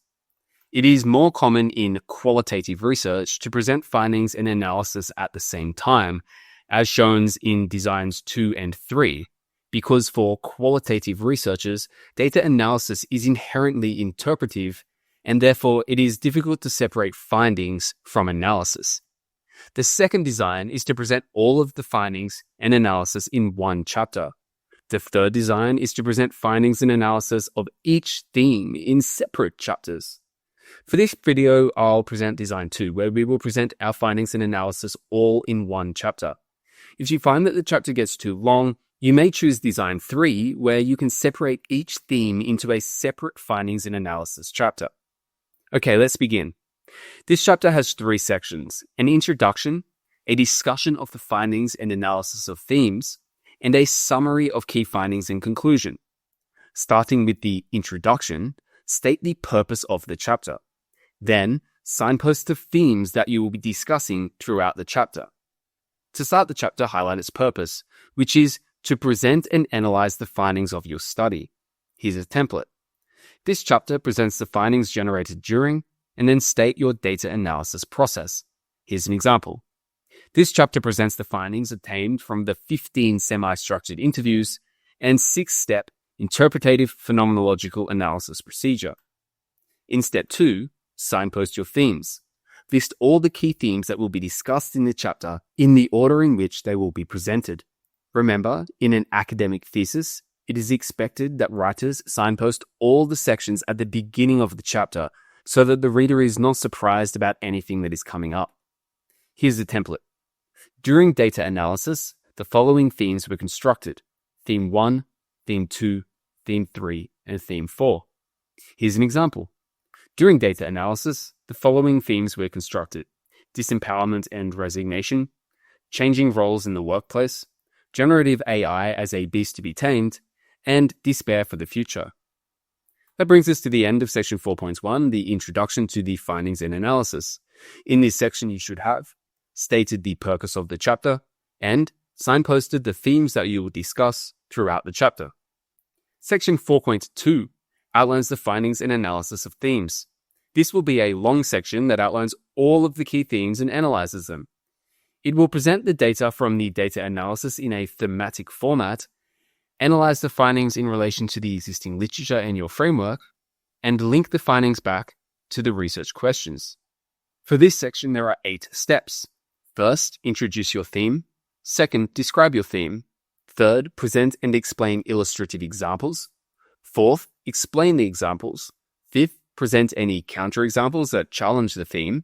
Sixth, interpret the data within the theme using your theoretical or conceptual framework. Seventh, analyze the theme in relation to existing literature. And eighth, link the theme to the study's research questions. Starting with introducing the theme, simply name the first theme in a topic sentence. Here, refer to the theme broadly rather than referring to any specific quotes, research participants, or data sets at this point. Here's a template. The first theme that was constructed from the data was, and then name the theme. Here's an example. The first theme constructed from the data was the theme of disempowerment and resignation. Step 2 is to describe your theme. Here, present all your relevant insights that describe the overall theme with the goal of helping the reader understand the theme in rich detail. Remember that thick description is an expectation in qualitative research. At this stage, you will be describing your theme at a high level and not referring to any specific quotes just yet. Continue to focus on the theme as a whole. Here's a template. This theme explores the insights from multiple research participants and then describe the theme in detail. Here's an example. This theme explores the overwhelming sense from the research participants that generative AI in the workplace has potential to shift power from the worker to either the tool itself or leadership. And it goes on from there to explain the theme in detail. Step 3 is to present and explain illustrative examples. Here you can begin to introduce specific examples such as quotes from your transcripts, written field notes from data observations, quotes from policy documents you analyzed, screenshots from a film analysis, and so on. To do this, give context or an introduction to the quote, and then insert the quote. Here's a template. One example was from Pseudonym, who was discussing topic when he said, quote. Here's an example. One example was from Gregory, who was discussing how his use of an AI brainstorming and organizational tool called Nero AI changed his sense of professional self. And then the quote is inserted. Step 4 is to explain the example. You should always follow up your quotes with an explanation of why you consider the quote to reveal something important. Many students often forget to explain and discuss the quotes and just insert quotes without context. In a qualitative thesis in particular, it is very important that you explain the quotes that you insert in order to contextualize them and achieve thick description. Here's a template. Here, Pseudonym is demonstrating an interesting point about, and then break down the quotes and analyze it. Here's an example. Here, Gregory is touching on the common concern among the research participants that they are no longer creators. Instead, they are curators of information and knowledge. One aspect of Gregory's reply that is of particular interest is, and then it goes on to continue to discuss Gregory's quote. Next, repeat these steps so you can introduce multiple quotes or other illustrative examples from within your dataset and explain each one in order to demonstrate that there are multiple research participants or texts who all discussed or touched on the theme that you have identified. This helps to show that your theme isn't just a one-off, but it spans across the dataset. The 5th step is to present counterexamples. Once you have thoroughly presented the dominant theme and provided multiple examples across the dataset to show that the theme actually does exist, you may also choose to present counterexamples, which would be isolated examples from the dataset that challenge the theme that you have just discussed.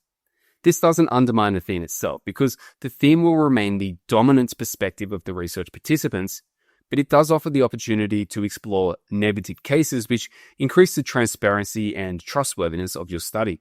It also offers an opportunity to go deeper into your dataset and show your depth of knowledge and nuanced understanding of the topic. So, if you have identified isolated cases within your dataset that challenge the overall theme, now's the time to present them and mention that they are counterexamples. When presenting a counterexample, the process is the same as presenting a regular example, where you would want to introduce it, present sufficient data such as a quote, and provide a thorough explanation of the counterexample. During your explanation of the counterexample, it's useful to explain possible reasons why that counterexample exists, such as the unique circumstances of a particular research participant. Here's a template. One research participant's statements contradicted broader theme. Speaking about aspect of the theme, she stated, quote, the research participant's quote constitutes a negative case contradicting the broader trend of, and then explain the dominant interpretation that is being challenged by this quote. This is because, and then explain why this outlier exists, such as by exploring the different mindset or background of this research participant. After presenting the counterexample, the sample thesis goes on to explain the counterexample this way. Peter's response constitutes a negative case contradicting the broader trend among the research participants who felt disempowered by the AI tools. While Peter's interview contradicts many of the claims about workplace disempowerment that was a more dominant theme among the research participants, it is clear that this is specifically because, and then he goes on to explain Peter's insights and perspective. Step 6 is to interpret your data and themes using your theoretical or conceptual framework. Here, ask yourself how the concepts within your theoretical or conceptual framework can help you to analyze the theme and examples in more depth. It is important that you explicitly name and use key concepts from the framework to interpret the theme. Oftentimes, I get students showing me their work where they've introduced a framework in Chapter 2, but in the findings, they haven't actually used it. If you introduce a framework, you need to follow through by using that framework as a lens throughout your data analysis sections. It's also useful to cite key scholars who popularized the concepts and theories you're using to show that you are closely engaging with the literature based on your framework. Here's what to write. Include a concept from your theoretical or conceptual framework and then use the concept as a lens to analyze the data or theme. Here's a template. Findings from the theme can be interpreted by theory or framework using concept. concept explains that, and then break down the relevant elements of the concept for your analysis. These findings are a clear example of concept because, and then explain how the concept applies to the data. That was complex, so here's an example. The process of shifting identities as a result of AI is interpreted within domestication theory as occurring at the conversion phase of domestication. During this phase, individuals communicate how technologies become part of their identities. Peter is a clear example of this, whereby he proudly positions himself as an AI expert, and then it goes on. So here, the sample piece is using the concept of the conversion phase of domestication from domestication theory to explain how one of the research participants is in the process of shifting his identity when encountering a new technology. In other words, the thesis is using the theoretical framework as a lens to analyze and more deeply understand the data. The seventh step is to analyze the theme in relation to existing literature. This is the most important step where now you've presented the theme, you need to explore how your theme fits into the body of discussion about the topic. There are 3 ways to do this, and you should integrate all 3 of these approaches at various points throughout your analysis. Firstly, you can show how your findings support the existing literature on the topic, which would be a situation where you found the same findings as previous studies. The next is to extend upon previous studies, highlighting how your findings both support the existing literature and go further by adding new information. And the third method is to contrast against the existing literature by highlighting how your findings challenge or are different to the findings of past studies. Here's an example for support. The findings complements existing studies, which also find that, and then outline the key insight. Here's an example. These findings complement existing studies, and then it lists the existing studies in citations, which demonstrate, and then it quotes from the existing studies. Here's a template for extending upon the past literature. The findings support existing study, but add to it by showing not only existing knowledge, but also new knowledge. Here's an example where the sample thesis is showing that it is not only supporting existing literature, but it is adding to it. You can pause the screen if you want to read that example. Lastly, here's a template for contrasting your findings against previous studies. This finding conflicts with previous study, which finds previous finding because and why and how your finding is different from the findings of the previous study. Here's an example where the sample thesis is showing that it is contradicting existing literature. You can pause the screen if you want to read that example. It's important that across your findings chapter, you provide examples of support, extend, and contrast at various points. A mistake many students make is they only support existing literature without showing how their study adds to the existing body of literature or contradicts it. The last step is to link to research questions. At the end of the discussion of your theme, make sure you have shown how the theme is helping to answer your research questions. You could use the exact wording from your research questions and/or regularly closely paraphrase the research question throughout the findings and analysis chapter to show that your findings and analysis are closely linked to and answering the research questions that you presented at the beginning of the study. Here's a template. This theme demonstrates how, and then insert a paraphrased research question, is answered by, and then insert your answer to the research question that is based upon the findings you just presented. In this example, the research question is, how do millennials experience generative AI at work? The conclusion to the theme reads, overall, the first theme demonstrates how millennials' experiences of generative AI in the workplace have often been disempowering. Here, it is showing that you are answering the question titled, how do millennials experience generative AI at work, by stating that generative AI is a disempowering experience for millennials. Next, make sure you repeat these steps for each theme. Remember, if your theme discussion goes over several thousand words, you may choose to separate each theme's findings and analysis discussion into separate chapters.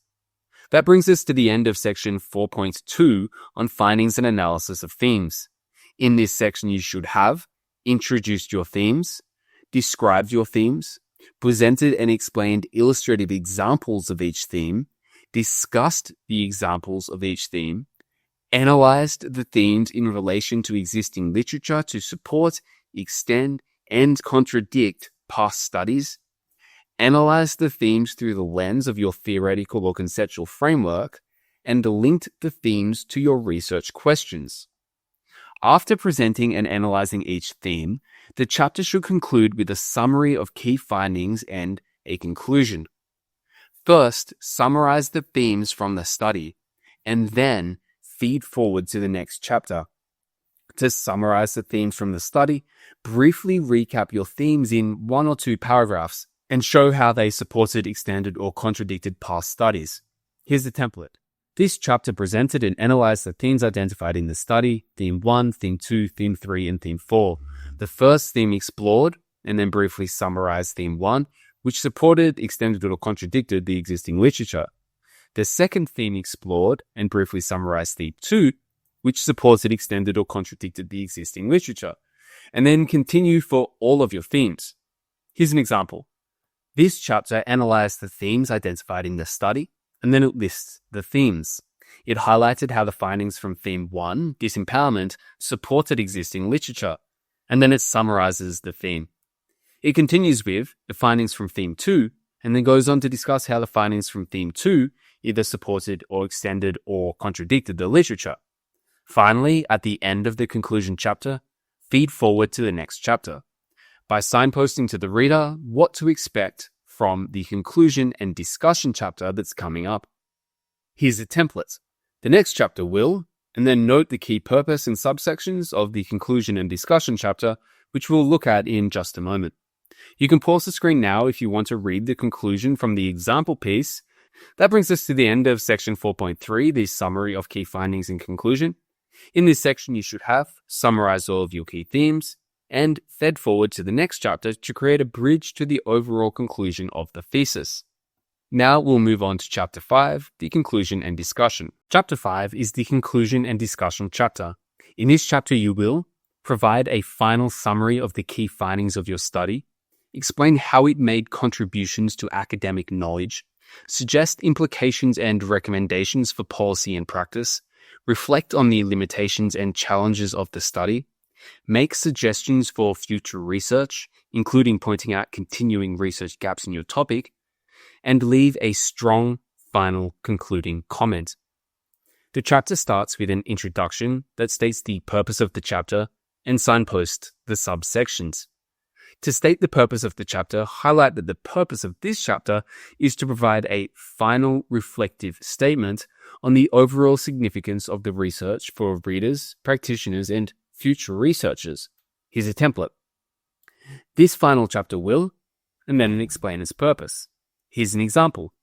This final chapter will demonstrate how the research project addressed the research questions and explore how its findings may have real impacts on policy, practice, and research. Next, signpost the subsections. Briefly note all the key elements that the chapter will cover by noting the subsections one by one. Here's a template. This chapter will first, and the first thing it will discuss, then the second thing it will discuss, then the third thing it will discuss, and so on. Here's an example. This chapter will first summarize the key themes and demonstrate how they addressed the 3 research questions. Next, the chapter will explore the study's contributions to knowledge, including how it had progressed current knowledge of generative AI in the workforce. Then the chapter will, and so on. That brings us to the end of section 5.1, the introduction to the conclusion chapter. In this section, you should have stated the purpose of the chapter and signposted the subsections of the chapter. Section 5.2 outlines the key findings. Here, the goal is to explain how the key findings directly answered the research questions. This may seem a little repetitive because you would have just covered this in the previous chapter. But remember, this is a concluding chapter that should summarize and reinforce the key points from your thesis. Here are the steps. First, restate the research questions. Second, summarize the findings of the first theme. Third, relate the theme back to the research question, and then repeat for each theme. Starting with restating the research questions, remind the reader of the research questions that you presented at the beginning of the thesis, before you go on to assess whether you answered these questions sufficiently. Here's a template. This study aimed to address the following research questions, and list your research questions. Here's an example. You can pause the screen if you want to read this. Step 2 is to summarize the findings of the first theme. Present your first theme so that you can then show how it answers the research question in the following step. Here's a template. The first theme identified in the data analysis was, and then summarize the first key finding. Here's an example. The first theme identified by the data analysis was disempowerment, which highlighted how research participants saw generative AI as a double-edged sword, which was a useful tool, but, and then it goes on to explain the theme of disempowerment. Third, relate that theme back to the research question. Clearly explain how your findings answer one of your key research questions. Here, make sure you explicitly name the research question. Here's a template. This theme helps to answer the first research question, which is, and then name the research question by, and explain how. Here's an example. This theme helps to answer the first research question, how do millennials experience generative AI at work, by demonstrating that millennials experience generative AI in a variety of ways. And then it explains the ways. Finally, repeat for each theme, so you have shown how each and every theme answers at least one of the research questions, and across all themes, you have answered all of the research questions. As you can see in this screenshot, it is common for each theme summary to cover about one paragraph each. That brings us to the end of section 5.2 on the key findings. In this section, you should have restated the research questions, summarized the findings of each theme, and related each theme back to the research questions that the theme answers. Section 5.3 outlines how your study made contributions to academic knowledge. For this section, you will need to explain how your study generated new information that people didn't know before. In other words, what was the research gap that you aimed to fill, and did you fill it in order to add to the existing literature? For section 5.3, there are 4 steps. First, state the existing knowledge. Second, state the research gap you aimed to fill. Third, state how you filled the research gap. Fourth, repeat for any additional contributions if you filled multiple research gaps or identified more than one way in which you added knowledge to the existing literature. Start with stating the existing knowledge, briefly outlining what was already known about the topic. This should be second nature to you at this point because you did write an entire literature review on it. Here's a template. Previous studies have found that, and summarize what was already known. Here's an example.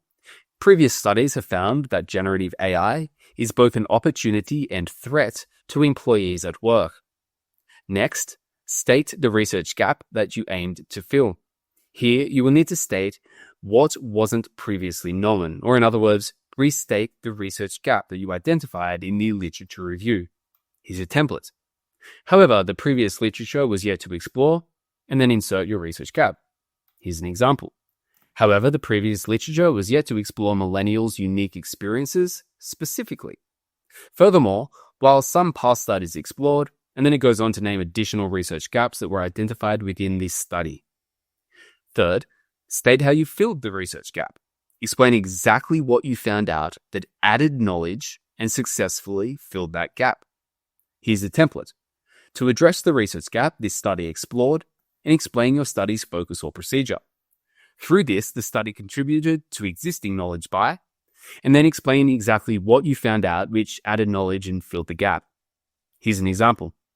To address the research gap and explore this unique group, this study explored 15 millennials' experiences of AI in the workplace. The study contributed to existing knowledge by demonstrating that millennials tend to experience generative AI as a force that takes away autonomy and creative freedom in the workplace. If you have multiple research gaps or multiple ways in which you added new knowledge to the literature, You would want to repeat for all contributions. That brings us to the end of section 5.3, the contributions to knowledge. In this section, you should have stated the existing knowledge that was known before your study was conducted, stated the research gap that you aim to fill, and stated how you filled the research gap. Section 5.4 outlines the implications and recommendations for policy and practice. This is not about recommendations for future research, but specifically recommendations for the real world outside of academia.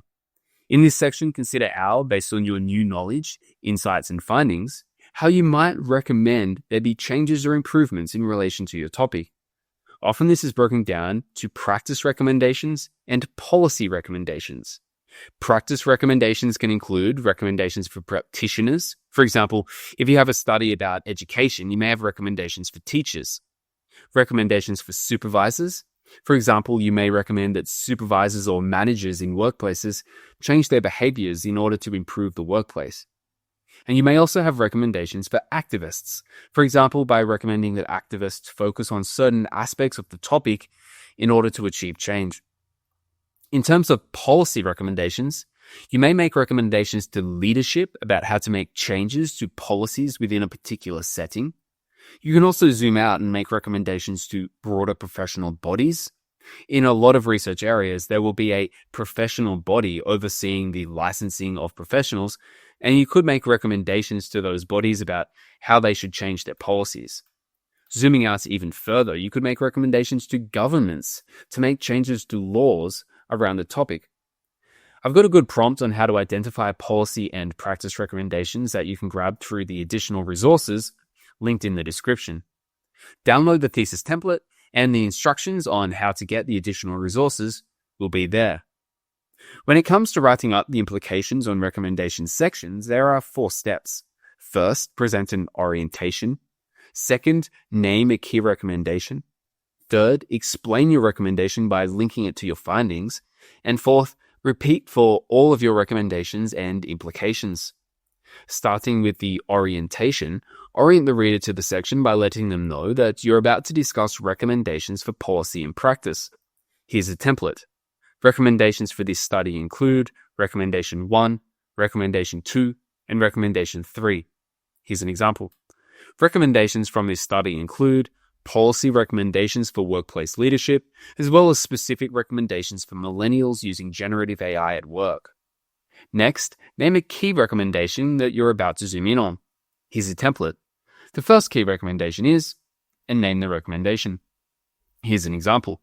The first key recommendation is that policymakers and leaders within organizations protect employee autonomy, which could be achieved by, and then it explains how they could implement that recommendation. Next, explain where the recommendation comes from. You should have arrived at this recommendation based upon the findings in your study. Here's a template. The key finding that leads to this recommendation is, and name the key finding. Here's an example. The key finding that leads to this recommendation is that millennials felt as if they lost autonomy when using generative AI tools. And then it goes on to explain how the millennials experienced loss of autonomy. Then repeat for all of your recommendations. Do not leave it at just one recommendation. Present several recommendations to demonstrate depth of knowledge and understanding of your topic. That brings us to the end of section 5.4, the implications and recommendations for policy and practice. In this section, you should have provided an orientation that outlined all of your recommendations, named all of your recommendations, and explained each recommendation by linking it to the findings. Section 5.5 outlines the limitations of your study. This includes both methodological limitations and practical limitations. We did mention methodological limitations in the methodology section. This limitation section should be framed as a reflection at the end of the study, meaning it may cover some limitations that you stumbled upon as you went about the study, as opposed to ones that you might have foreseen when writing the methodology section. You will have acquired new experiences through conducting the study, and that will give you greater insights into how the study could have been improved or was otherwise hampered by external challenges. Methodological limitations that you might want to present include the fact that you may have found that the data collection method was limited after having completed it. that after having recruited the research participants, you found that you were missing key insights from certain populations that were not approached, meaning that your inclusion-exclusion criteria could have been tweaked in hindsight. Or more generally, a methodological limitation could be limited generalizability of your study. Practical limitations that you could reflect on include access issues. You may have had trouble finding research participants, and this is a very common practical limitation researchers discuss. External disruptions, such as, for example, you may have lost access to a workplace that you had originally had access to, or in an observational study, you may not have been able to conduct observations on some days due to rain or other disruptions that were out of your hands. And participant attrition, which refers to the fact that some research participants withdraw from the study without giving reason, which is their rights, but it also interrupts the study and causes challenges. This section has 5 steps. Orient the readers to the section, then name the limitation, explain the limitation, show the consequences of the limitation, and repeat for all limitations. Starting with the orientation, signpost all of the limitations that you plan on discussing in order to orient the reader to the section. Remembering that signposting is a very important step in academic writing whenever you lead into a new section of your thesis. Here's a template. Although this study has strengths, such as, and name a strength of your study, it also has some limitations. Limitations included first limitation, second limitation, third limitation, and so on. Here's an example. Although this study has strengths, such as its depth of insights and information power generated from the 15 semi-structured interviews, it also has some limitations. Limitations included that the cohort for the study were predominantly white-collar, there was only one data collection method, and the findings did not discriminate by gender, nationality, or profession. Next, zoom in on one specific limitation that you will go deeper into. Here's a template. The first key limitation of this study was, and then name and explain the first key limitation. Here's an example. The first key limitation of this study was that the cohort was predominantly white-collar. Next, explain the limitations, state why the limitations exist, and why it was unavoidable. Here's a template. This limitation arose because, and then explain the reason the limitation exists. Here's an example that leads on from the stated limitation that the cohort was predominantly white-collar. This decision was made early on and seen as a benefit because a significant amount of the new generative AI tools are being implemented in apps for white-collar professionals such as marketing, design, and ad technology employees. So the example is explaining why the limitation exists. Next, show the consequences of this limitation. You could ask yourself here, what does it mean that this limitation exists in the study? And were there negative consequences? Here's a template. This limitation meant that negative consequence. Here's an example. These limitations meant that the findings were somewhat homogeneous and, while helping to achieve depth within the interesting homogeneous cohort, excluded some millennial voices from the discussion. So that's a pretty academic way of saying that the findings are only relevant to white-collar millennials and may not be relevant to blue-collar professions. Finally, repeat for all of your limitations. Again, make sure that you cover multiple limitations, not just one, to demonstrate depth of knowledge and understanding. That brings us to the end of section 5.5, Limitations of the Study. In this section, you should have provided an orientation that outlines all of your key limitations, named each limitation, and explained each limitation in detail, and shown the consequences of each limitation. Section 5.6 outlines future research possibilities. In this section, recommend ideas for future studies that could build upon or fill the gaps identified within the limitations discussion in your previous step. This section has 4 steps. First, an orientation. Second, suggest the future research idea. Third, explain and justify the suggestion. And fourth, repeat for all future research recommendations that you have. Starting with the orientation, signpost your future research ideas to orient the reader so that they know all the ideas that you will cover in this section from the beginning. Here's a template. Future research can build on the progress made by this study by Research Idea 1, Research Idea 2, and Research Idea 3. Here's an example. Future research can build upon the progress of this study by exploring long-term identity shifts as generative AI use in the workplace increases, exploring organizational responses to AI identity threats, and comparing AI threat and anxiety levels at different career stages. Next, zoom in on one of those research ideas and begin to explain it. Here's a template. The first idea for future research is, and the name and explain the idea. Here's an example. One idea for future research is exploring organizational responses to generative AI identity threat. Next, highlight and justify the reasons for this research idea. Here, state that this potential line of inquiry was outside the scope of your study, but you still consider it to be a useful research idea that could build upon what you have done in your own work. Here's a template. It was identified that, then name an interesting aspect of the topic that was outside the scope of your study. As such, a study that looks at the interesting aspect could add further insights to this topic. Here's an example. It was identified in this study that the research participants were disconnected with organizational attitudes towards generative AI implementation. As such, a study that looks at the perspectives of organizational leadership or considers organizational policy documents as part of a document analysis could add insights from perspectives that were not within the scope of this study. Lastly, repeat these steps for all future research ideas, remembering that you should have multiple ideas to show depth of understanding, knowledge, and expertise. That brings us to the end of section 5.6 on future research. In this section, you should have provided an orientation outlining future research suggestions, presented your suggestions, and explained and justified the reasons for each suggestion. Section 5.7 is the final conclusion to the entire thesis. This is your very last chance to leave a good impression. Try to focus on emphasizing how valuable or important your work is. This section has 3 steps. First, summarize the thesis and its key findings. Second, emphasize the value of the study. Third, end with a strong forward-looking statement.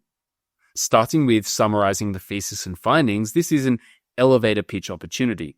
In other words, consider how you would explain your study if you had only 20 seconds to do so. This summary should be short and impactful, but very brief. Here's a template. Overall, this thesis has found that, and then insert your elevator pitch of your findings, which could be as little as a paragraph, outlining what the key findings of the study were. Here's an example. Overall, this thesis has found that millennials experience AI identity threat, AI anxiety, despair, and disillusionment when considering the role of generative AI in their workplaces. The second step is to emphasize the value of the study. Here, make a statement about why your study was worthwhile to conduct. Here's a template.